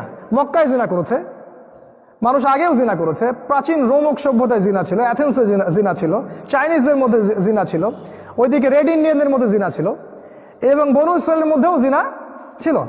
বাট মানুষ গ্লোবালি কখনো জিনা করে নাই। এই পর্নোগ্রাফির মাধ্যমে ওই পশ্চিমা সভ্যতা থেকে সারা বিশ্বে জিনা ছড়িয়ে দেওয়া হয়েছে। দেখেন, পর্নোগ্রাফির মাধ্যমে। পর্নোগ্রাফি আপনাকে ভিতর থেকে উগ্র করে তুলবে, অমানুষ করে তুলবে, পশু করে তুলবে। মানুষের হিতাহিত জ্ঞানটা বিলুপ্ত হয়ে যাবে। তখন একটা কাজিন, তাকেও মনে হবে যে তাকে ভোগ করি। রাস্তার একটা মেয়ে যদি হেঁটে যায়, মনে হবে একটা ভোগের বস্তু, তার দিকে আপনি সম্মানের দৃষ্টি দিয়ে আর দেখবেন না, তার দিকে আপনি দেখবেন ভোগের দৃষ্টি দিয়ে। এই দৃষ্টির পরিবর্তন দেখেন। রিয়েল লাভ বলে একটা কথা আছে না, ভালোবাসা। একটা মেয়ের সাথে যখন প্রেম হয়ে যায়, ভালোবাসা হয়ে যায়, আপনার স্ত্রীর সাথে বিয়ের প্রথম রাত থেকে দেখবেন একটা ঐশ্বরিক ভালোবাসা সৃষ্টি হয়ে যায়। আপনি দেখবেন এই যে জিনার যে ব্যাপারটা, এখানে ভালোবাসার কোনো বিষয় নাই, এখানে একটা এগ্রেশন, ভোগ, যে ওকে আমি রেপ করতে পারলে বা ওকে ফিজিক্যালি ভোগ করতে পারলে আমি সন্তুষ্ট হচ্ছি। এই যে উগ্রতা, পশুত্ব ছড়িয়ে দেওয়া হয়েছে, এটা কিন্তু পরিকল্পিত। ওই কোন সভ্যতা থেকে? ওই পশ্চিমা সভ্যতা থেকে। ওই ব্রিটেন, ওই আমেরিকা, ওই জার্মানি, ওই ফ্রান্স, ওই দেখবেন ইসরায়েল, এরাই হচ্ছে এর মূল হোতা। এই ইউনিভার্সাল পর্নোগ্রাফি কিন্তু বাংলাদেশ থেকে ছড়ায় নাই, তাই না? এটা চাইনিজ থেকে ছড়ায় নাই, পরে এরা সারা বিশ্বে এটা ছড়িয়ে দিয়েছে, এবং সারা বিশ্বের মানুষ যেহেতু ওদের দাস, ওরা এটাকে মেনে নিয়েছে। ধর্ষণ ঠেকানোর জন্য কত কি না করা হয়, কিন্তু পর্ন সাইটগুলোকে বন্ধ করা হয় না। এটা ওই যে একজন মজা করে বলে যে ঘরের দরজা খোলা রেখে জানালা বন্ধ করে দেওয়ার মতো আর কি। এটা একটা পয়েন্ট। সময় কম আছে, আমি শর্ট করে আনছি। ইউনিভার্সাল জিনা এই পর্নোগ্রাফির মাধ্যমে এটা কখনো ছিল না। আর বাই দ্য ওয়ে বলে রাখি, এই ইউনিভার্সাল শিরক, ইউনিভার্সাল রিবা আর ইউনিভার্সাল জিনা এগুলো কিয়ামতের বড় বড় সাইন। যখন এগুলো হতে থাকবে তখন ব্যাপক মহামারী ছড়িয়ে পড়বে এবং ব্যাপক ভূমিকম্প হবে, মাটি ধসে পড়বে, আল্লাহর আযাব আসবে, আসমানি এবং জমিনি বালা নেমে আসবে, যেটা সামনে একটার পর একটা আসতে থাকবে। নবীজি বলেছেন একটা মালা, একটা গেঁথে দেওয়া মালা ছিঁড়ে দিলে যেমন করে পুঁথিগুলা পড়ে যায়, ওইভাবে একটার পর একটা ফিতনা এরপর সামনে আসতে থাকবে। একটা হাদিস আমি বলেছি এর আগের একটা খুতবায়, আবারও বলছি, মহামারীর পরে আসবে সানাওয়াতুজ জালাজিল, ভূমিকম্পের বছরগুলা। একটার পর একটা ভূমিকম্প আসতে থাকবে বছর জুড়ে। জানুয়ারি মাসে একটা, মার্চে একটা, হয়তো এপ্রিলে একটা, একটার পর একটা আসতে থাকবে বিশ্বের বিভিন্ন জায়গা জুড়ে সিরিজ ভূমিকম্প। কি প্ল্যান আপনার, কি পরিকল্পনা জাতিকে বাঁচানোর জন্য? কে হাদিসগুলাকে অনুবাদ করে উম্মাকে শোনাবে? কোথায় সেই স্কলারশিপ অফ ইসলাম? এটা আমাদের প্রশ্ন। হাদিস তো সহিহ, কোনো ওয়ে নাই হাদিসকে জয়ীফ প্রমাণ করার। আর আপনার বক্তব্য হচ্ছে না, এটা অনেক পরের সময় আসবে, এখন চিন্তা করার কিছু নাই। এটাও তো হাদিস, যখন সমাজের মধ্যে জিনা, ব্যভিচার, মাদক, পর্নোগ্রাফি, বেশ্যাবৃত্তি ছড়িয়ে পড়ে, তখন আল্লাহর পক্ষ থেকে ভূমিকম্প আসে, আযাব আসে, গজব আসে। এগুলোকে আপনি কেমন করে ডিনাই করবেন? তা আর নবীজি বলেছেন কিয়ামতের বড় বড় সাইনগুলোর মধ্যে একটা হচ্ছে বেশি থেকে বেশি ভূমিকম্প হবে, বেশি থেকে বেশি। এই যে লাস্টে আপনার সময় চ্যানেল একটা রিপোর্ট দেখলেন যে পৃথিবীর আর্নিক গতি পরিবর্তন হচ্ছে এবং সময় আগে 24 ঘন্টায় আর দিন যাচ্ছে না, সময় সংক্ষিপ্ত হয়ে আসছে। আমরা কিন্তু আগেই বলেছি হাদিসগুলা যে সময় সংক্ষিপ্ত হয়ে আসবে, দিন যাবে 1 ঘন্টার মতো, সপ্তাহ যাবে দিনের মতো। তার মানে এটা আরো র্যাপিডলি এটা ফাস্ট হতে থাকবে। আর প্রতিটা ভূমিকম্পেই আর্নিক গতির পরিবর্তন হতে থাকে। এই জ্ঞানটা ওই সেকুলারদের কাছে নাই, আমাদের কাছে আছে, বিকজ আমাদের কাছে কোরআন আছে, সুন্নাহ আছে। এই ইউনিভার্সাল জিনা, যুবকদের এবং যুবতীদের প্রতি নসিহাত হচ্ছে আপনি বিয়ে করার সাহস, আমি তো বারবার বলি, এই জন্য আমাকে অনেকে মানে কি বলবো যে আইডল মানছেন যে না ভাইকে নিয়ে আসতে হবে, উনি বিয়ের কথা বলে। আমি বারবার বলি যে বিয়ের বয়স হয়ে গেলেই আপনার ফিজিক্যাল মেন্টাল ম্যাচুরিটি আছে, বেশি না, আপনার নিজের মতো চলার অর্থ আছে, নিজের চলার অর্থ আছে, আপনি বিয়ে করে ফেলেন। ওই একজনের খাবার আল্লাহ পাক 2 জনের জন্য যথেষ্ট করে দিবেন ইনশাআল্লাহ তাআলা। এটা ছাড়া আপনি জেনা থেকে বাঁচতে পারবেন না, এটা করেও জেনা থেকে বাঁচতে পারবেন না যদি পর্নোগ্রাফি থেকে বের না হতে পারেন। যারা বিবাহিত এদের প্রতি শয়তানের মেহনত ডাবল, কারণ এদেরকে দ্বারা যদি জিনা করানো যায় তাহলে কি রজমের শাস্তি চলে আসে। এই গুনার পাপের ক্ষমা কিন্তু খুবই কঠিন। আল্লাহ পাক হেফাজত করুন। তো এই ইউনিভার্সাল জিনা 100 বছর আগে আপনি পাবেন না, এখন পাবেন। পয়েন্ট নাম্বার 6, এটা কত বললাম? 5, 6 নাম্বার ইউনিভার্সাল মাদক। মদ মানুষ খেয়েছে বিশ্বে, আগেও মদের সংস্কৃতি ছিল। বলছি গ্লোবালাইজেশন, একটা মদ বের হবে, সেই মদটা সারা বিশ্বে ছড়িয়ে পড়বে। পেয়েছেন কখন এরকম? এই যে ইয়াবা ট্যাবলেট, এই ইয়াবা ট্যাবলেটটা কোথা থেকে বেরোচ্ছে? মিয়ানমার থেকে। এই ট্যাবলেট কিন্তু এখন দেখবেন চাইনিজরা খাচ্ছে, ওইদিকে আমেরিকানরা খাচ্ছে, ব্রিটেনরা খাচ্ছে। ইয়াবার পরে আরো একটা ট্যাবলেট আসছে, কি জানি নাম, সেদিন দেখলাম, মনে করতে পারছি না এখন। সেটা নাকি আরো মারাত্মক। এই যে গ্লোবালাইজেশন, অনেকে বলবেন যে এখন গ্লোবালাইজেশনের যুগ, এই জন্য হয়তো ছড়িয়ে পড়ছে। আমি বলবো সত্যটা এটা নয়, বরং সত্য হচ্ছে এই যে গ্লোবালাইজেশনের যুগে অনেক কিছু আপনি নিজের মধ্যে রাখতে পারেন। এই গ্লোবালাইজেশনকে নিয়ন্ত্রণ করা সম্ভব, কিন্তু এটা নিয়ন্ত্রণ করার ইচ্ছা যেহেতু ওদের নাই, ওদের ইচ্ছা হচ্ছে এর মধ্য দিয়ে সারা বিশ্বে এগুলো ফাসাদ ছড়িয়ে দেয়া, এই জন্য আপনি এটাকে নিয়ন্ত্রণ করতে পারছেন না। তাই আমার মন্তব্য, এটা আপনাকে মানতে বাধ্য করিনি আমি, যে এই গ্লোবালাইজেশনটাও মাসিহুদ দাজ্জালের একটা ট্র্যাপ।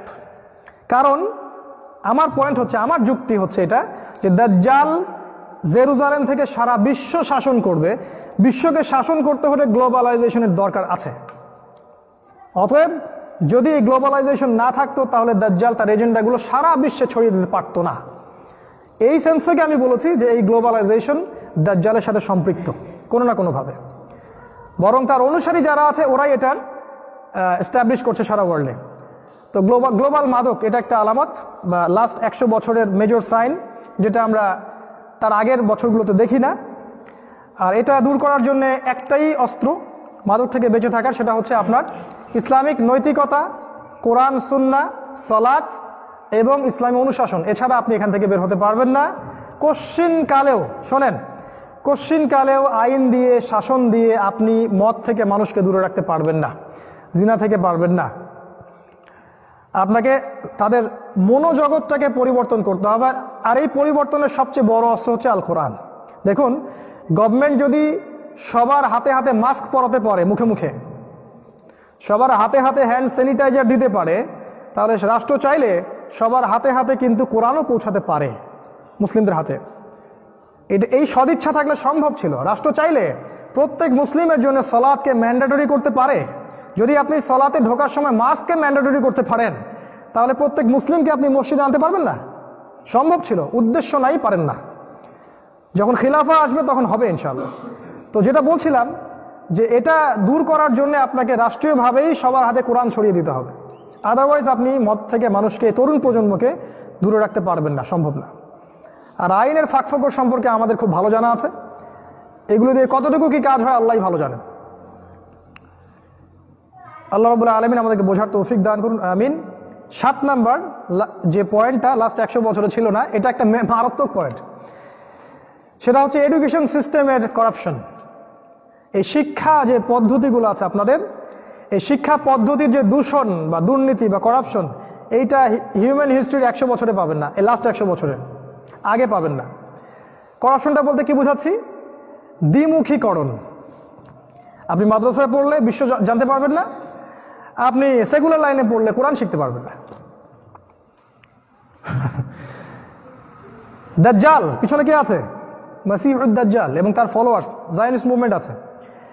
আপনি মাদ্রাসায় 15 বছর পড়েন, আমার মনে হয় না যে আপনি 15টা ইসলামিক রাষ্ট্রের রাজধানীর নাম বলতে পারবেন, বা 15টা দেশের মুদ্রার নাম বলতে পারবেন, বা 15টা দেশের রাষ্ট্রপ্রধানের নাম, এই নর্মাল যেগুলো আমরা বিসিএস করার জন্য করি আর কি, এগুলো পারবেন না। 15 বছরে আপনি প্রতি মাসে কারেন্ট অ্যাফেয়ার্স পড়েছেন কিনা আমার জানা নাই, সম্ভব? পসিবল না। ওখানে তো বললাম হিস্ট্রি নাই, ইসলামের হিস্ট্রি নাই, ইকোনমিক্স নাই, ইসলামিক ফিলোসফি নাই, জিওপলিটিক্স নাই, এবং ইসলামিক পলিটিক্সও নাই। মেজর সাবজেক্টগুলো নাই। জানি না কিভাবে এই সিস্টেমটা দাঁড়িয়ে আছে, আল্লাহ ভালো জানেন। তো এই দিকে যদি আসেন, সেকুলার সিস্টেমের দিকে, এখানে আপনি 20 বছর পড়েন, এই 20 বছরে আপনি তো কোরআনের 20টা সূরা পড়তে পারবেন না, 20 জন সাহাবীর নাম আপনি শিখবেন না, তাদের আকীদা মানহাজ জানবেন না, আপনি ইভেন ইমান ভঙ্গের কারণ কি, ওযু ভঙ্গের কারণ কোনগুলা, এগুলো হয়তো টুকটাক জানতে পারেন। আপনার রাসূল সাল্লাল্লাহু আলাইহি ওয়াসাল্লামের জীবনী, আপনার ধরেন এই যে ইসলামিক ফিকহ বা হাদিসে 40টা হাদিস, বেসিক বই মিশকাত, রিয়াদুস সালেহিন, কোরআনের একটা তাফসির, এগুলো শিখতে পারবেন না। এদিকে আপনি পড়াশোনা করেছেন 25 বছর, 30 বছর। এই যে সিস্টেমের যে দ্বিমুখীকরণ, এটা লাস্ট 100 বছরে ছিল না। কিন্তু বিশ্বাস করেন, ইসলামিক সভ্যতার বাইরেও যে সভ্যতারা ছিল, তারাও এমন একটা জ্ঞান চর্চা করত যে জ্ঞানটা ছিল মৌলিক, এবং যে জ্ঞানটা শিকড় থেকে সব শাখা প্রশাখা বের হতো। ওই যে সবাই কথায় কথায় রোমক সভ্যতার উদাহরণ দেয়, তাদের যে বেসটা ছিল, ওই বেসটার মধ্যে তারা ধর্মকে কিন্তু এড়িয়ে যায়নি। তারা সেকুলার সিস্টেমের সাথে ধর্মকে একসাথে নিয়ে একটা এডুকেশন সিস্টেম দাঁড় করিয়েছিল। চাইনিজদের সভ্যতা অনেক প্রাচীন, দেখবেন ওদের সাথে ধর্মের সাথে সম্পৃক্ততা আছে। ইসলাম না হোক, বুদ্ধিজম ধর্মের সাথে সম্পৃক্ত আছে, এবং এই ধর্মের সাথে সম্পৃক্ততা দিয়েই তারা অন্যান্য সাবজেক্টগুলো পড়াশোনা করত। ইসলামের স্বর্ণযুগে ফিরে যান, আমাদের যারা ডক্টর ছিলেন, ইমাম রাজি বা ইমাম গাজালির কথা বলেন, বা ইবনে সিনা, বা যারাই ছিলেন, যত বড় বড় মনীষী ছিলেন, খেয়াল করে দেখবেন তারা কিন্তু কোরআন সুন্নাহ ছোটতেই পড়েছেন।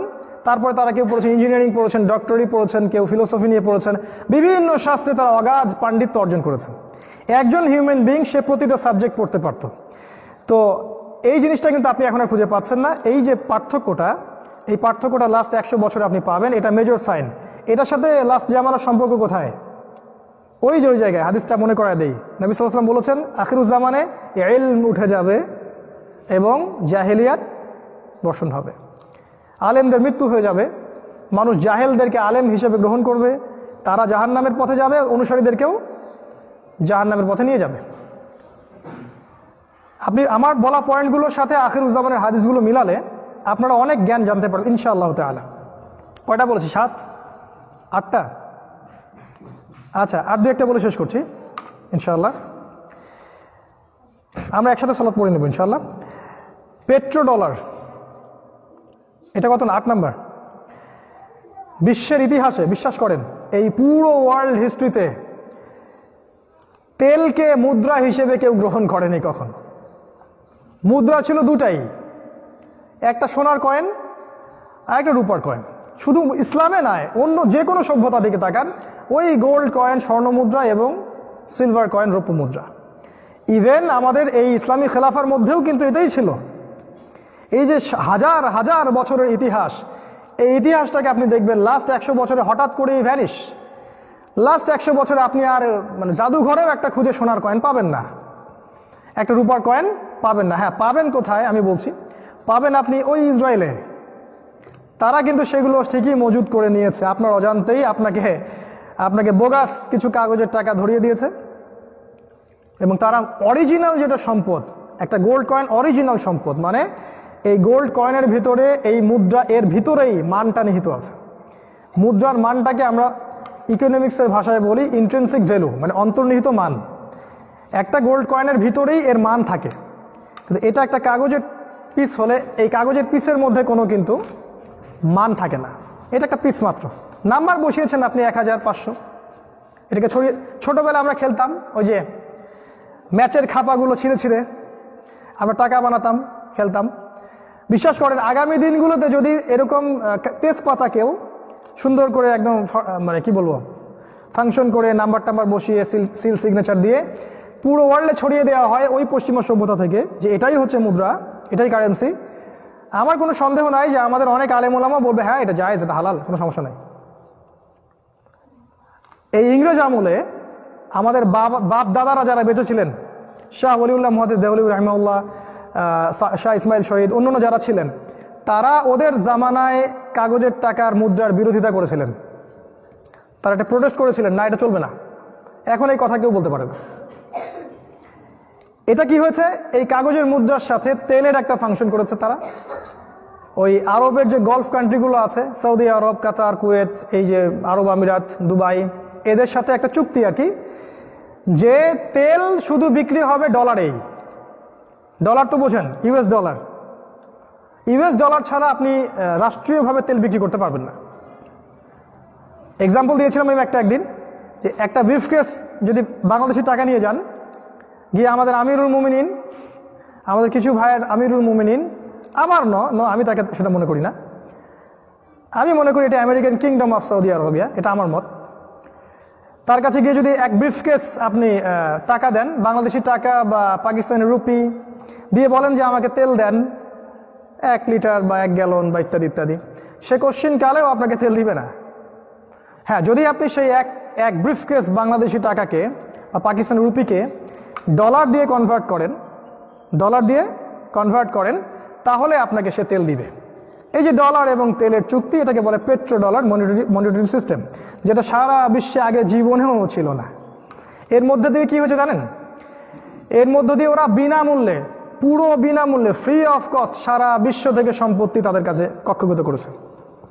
ওই ডলার ছাপাতে ওর কি লাগছে? কাগজ, কালি এবং প্রেস। আর ওই তেল বের করতে আপনার কি লেগেছে? কোনটা অরিজিনাল প্রপার্টি, ওই তেলটা না কাগজের টাকাটা? তেলটা। তো কাগজের টাকা আমি আমার দেশে ছাপাচ্ছি যা ইচ্ছা যত খুশি, এবার আমি তো রুলিং স্টেট, কে আমাকে বাধা দিবে? আমেরিকা যদি বলে আমি আজকে আরো 10 মিলিয়ন ডলার ছাপাবো, কেউ কি বাধা দিতে পারবে? যে বাধা দিতে যাবে তার বিরুদ্ধে সে যুদ্ধ ঘোষণা করবে, তাই না? তো এই কাগজের টাকাটা ছাপালো, ছাপিয়ে মনে করেন আমাদের আরব বিশ্বের নেতাদেরকে বললো যে তেল নিব। যেহেতু পেট্রো ডলার সিস্টেম, এই ডলার দিয়ে সে তেল কেনা বেচা করবে। দিন শেষে কে লাভবান হলো? ওই ডলার যারা ছাপিয়েছে তারা। এটা হচ্ছে পেট্রো ডলার সিস্টেম। এতে করে ফ্রি অফ কস্ট ওরা সারা বিশ্বের মুসলিম বিশ্ব থেকে তেল ওদের রাষ্ট্রে মজুদ করেছে, এবং তেল মজুদের দিক থেকে দেখবেন আমেরিকা, রাশিয়া, অন্যান্য সবাই কিন্তু অনেক উপরে, ইভেন আমাদের কান্ট্রিগুলোর চেয়ে অনেক উপরে। এ হলো সুফল, পেট্রো ডলারের সুফল। একটা মজার ব্যাপার আছে, একদিন এই কথাটা বলা হয়েছিল, কেউ হাসে নাই। এটা একটা জোক, কিন্তু কেউ হাসে নাই, কারণ এই সম্পর্কে কারো ধারণাই ছিল না। সেটা হলো তারা বলেছে এটা হার্ড কারেন্সি আর তোমাদের কারেন্সি সফট কারেন্সি। মানে হার্ড কারেন্সি মানে ডলার হচ্ছে হার্ড কারেন্সি, আপনারা হয়তো বোঝেন যারা ইকোনমিক্স পড়েছেন, আর আমরা যেটা টাকা রুপি এগুলা সফট কারেন্সি। মানে ওদের কারেন্সিটাকে তৈরি করার পরে সোনাতে চুবিয়ে বাজারে ছাড়া হয়েছে, আর আমাদেরগুলো চুবানো হয় নাই আর কি। দেখলেন আজকে কেউ হাসলো না। এই হলো বাস্তবতা।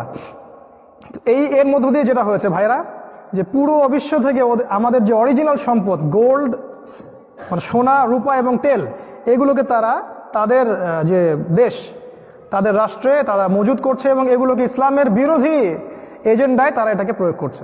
আপনারা অনেকে মনে করেন যে অনেক সময় অনেক মিশনারিরা কাজ করে, এত টাকা পয়সা পায় কোথায়? এই যে টাকা এইভাবে পায়, টাকার তো অভাব নাই, ফ্রি অফ কস্ট তো আপনি ওদেরকে সম্পত্তি দিয়ে দিচ্ছেন। এই কথাটা এখন আরব বিশ্বের নেতাদেরকে কে বুঝাবে? আর আপনার সৌদি আরবই চুক্তি করেছে প্রথম এদের সাথে, যাকে আপনি আমিরুল মুমিনিন মনে করেন। এই চুক্তি তুরস্ক করে নাই। আমি তুরস্কের সাপোর্টার নই, আবার মনে করবেন না যে এরদোগানের পক্ষে কথা বলছে। এই চুক্তি বাংলাদেশ করে নাই, এই চুক্তি আমাদের বঙ্গবন্ধু শেখ মুজিবুর রহমান তিনি করেন নাই। এই চুক্তি করেছে আরব নেতারা। এরাই এই বিশ্বের সবচেয়ে বড় গাদ্দারি করেছে উম্মার সাথে।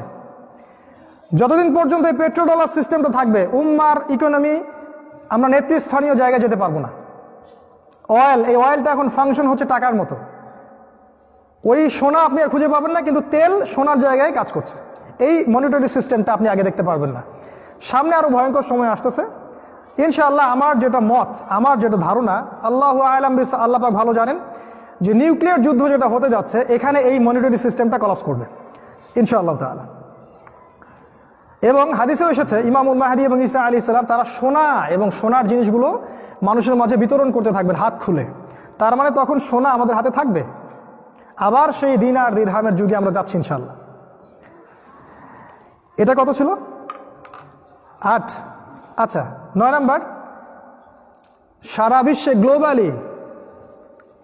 বিশ্বে গ্লোবালি মুসলিমদেরকে কিলিং করা হচ্ছে। খেয়াল করেছেন কি?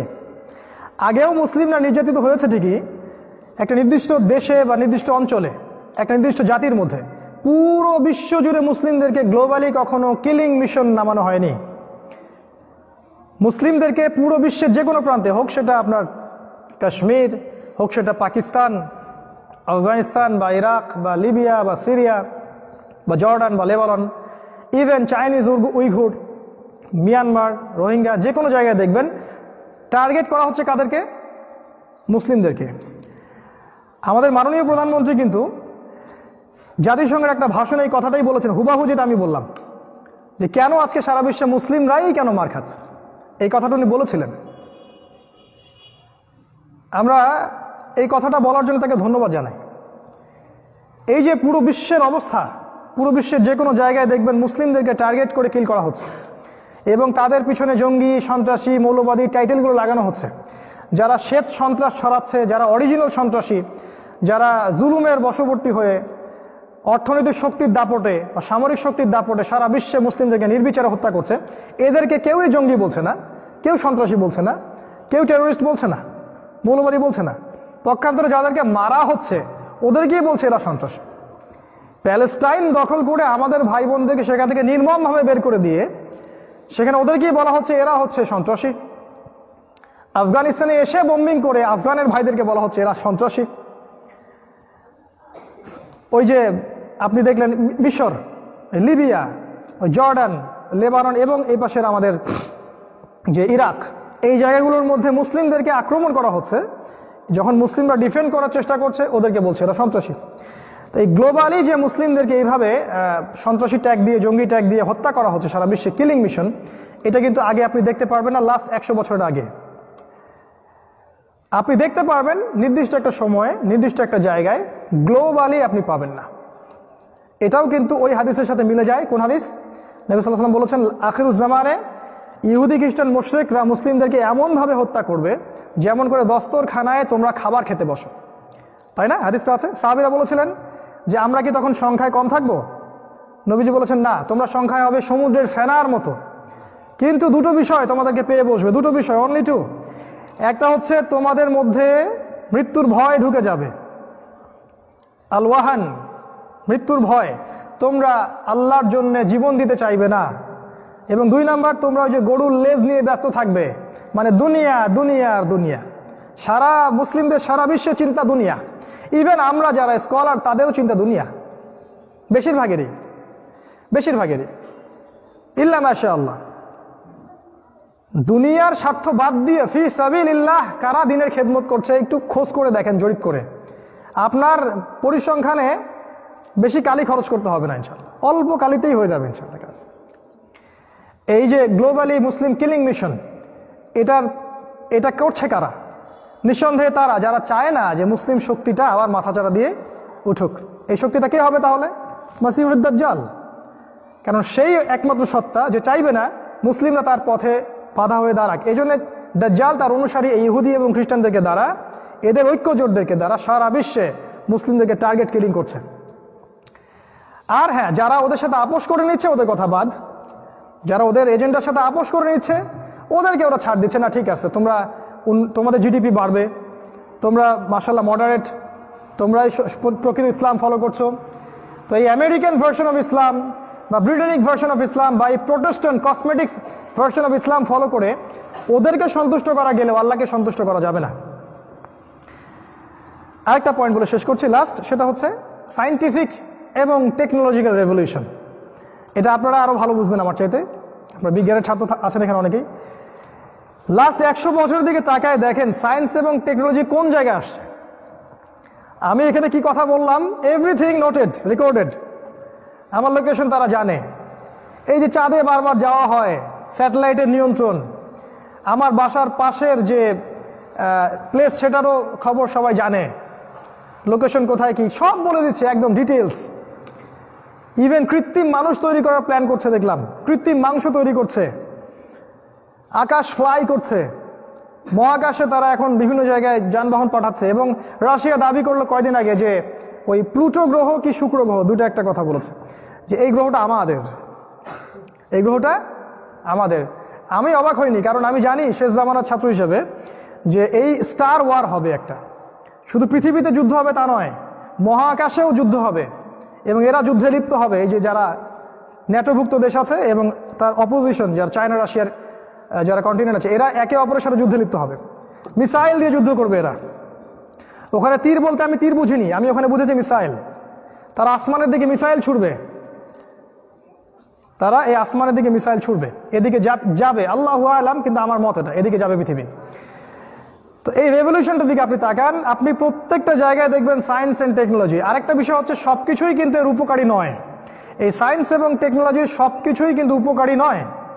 আমরা দেখতে পাচ্ছি এর ফলে অনেক কিছু উন্নতি অগ্রগতি হচ্ছে, এবং এটাই আমাদের চোখে বেশি ধরা পড়ছে। এর পিছনের গল্পটা আমাদের কাছে ধরা পড়ছে না। এর ফলে আপনার আয়ু কমে যাচ্ছে, গড় আয়ু, আপনার চিন্তার ধারণ ক্ষমতা কমে যাচ্ছে, আগামী প্রজন্মের মস্তিষ্কের ধারণ ক্ষমতা কমে যাচ্ছে, আমাদের ফিজিক্যাল কাঠামো কমে যাচ্ছে, এবং আমরা অসুস্থ হচ্ছি দ্রুত, সেই সৌরবীর্য নষ্ট হচ্ছে, অনেক কিছুই হচ্ছে নেগেটিভ। এই যে 4G 5G রেডিয়েশন হচ্ছে, এই রেডিয়েশনগুলো আমাদের ক্ষতি করছে। এটা তো আর সেকুলাররা আমাকে মানে সাক্ষাৎকার নিয়ে চ্যালেঞ্জ করতে পারবে না যে 4G 5G এইসব রেডিয়েশনগুলো আমাদের ক্ষতি করছে। তো এখানে অনেক ক্ষতিকর বিষয় আছে। তো এই ক্ষতিকর বিষয়গুলো, এর মধ্যে সবচেয়ে ক্ষতিকর বিষয়টা বলে শেষ করছি পয়েন্ট, এই সায়েন্স অ্যান্ড টেকনোলজির অনেক ইনভেনশন আমাদের করা, মুসলিমদের করা, এগুলো ওরা চুরি করেছে। আমাদের সায়েন্স এবং টেকনোলজি ছিল আল্লাহ কেন্দ্রিক, আর এদের সায়েন্স এবং টেকনোলজি কি গডলেস, আল্লাহহীন, বরং এটা দাজ্জাল কেন্দ্রিক। এখানকার সবচেয়ে মারাত্মক যে বিষয়টা সেটা হচ্ছে নিউক্লিয়ার ওয়েপন্স, পারমাণবিক অস্ত্রগুলো।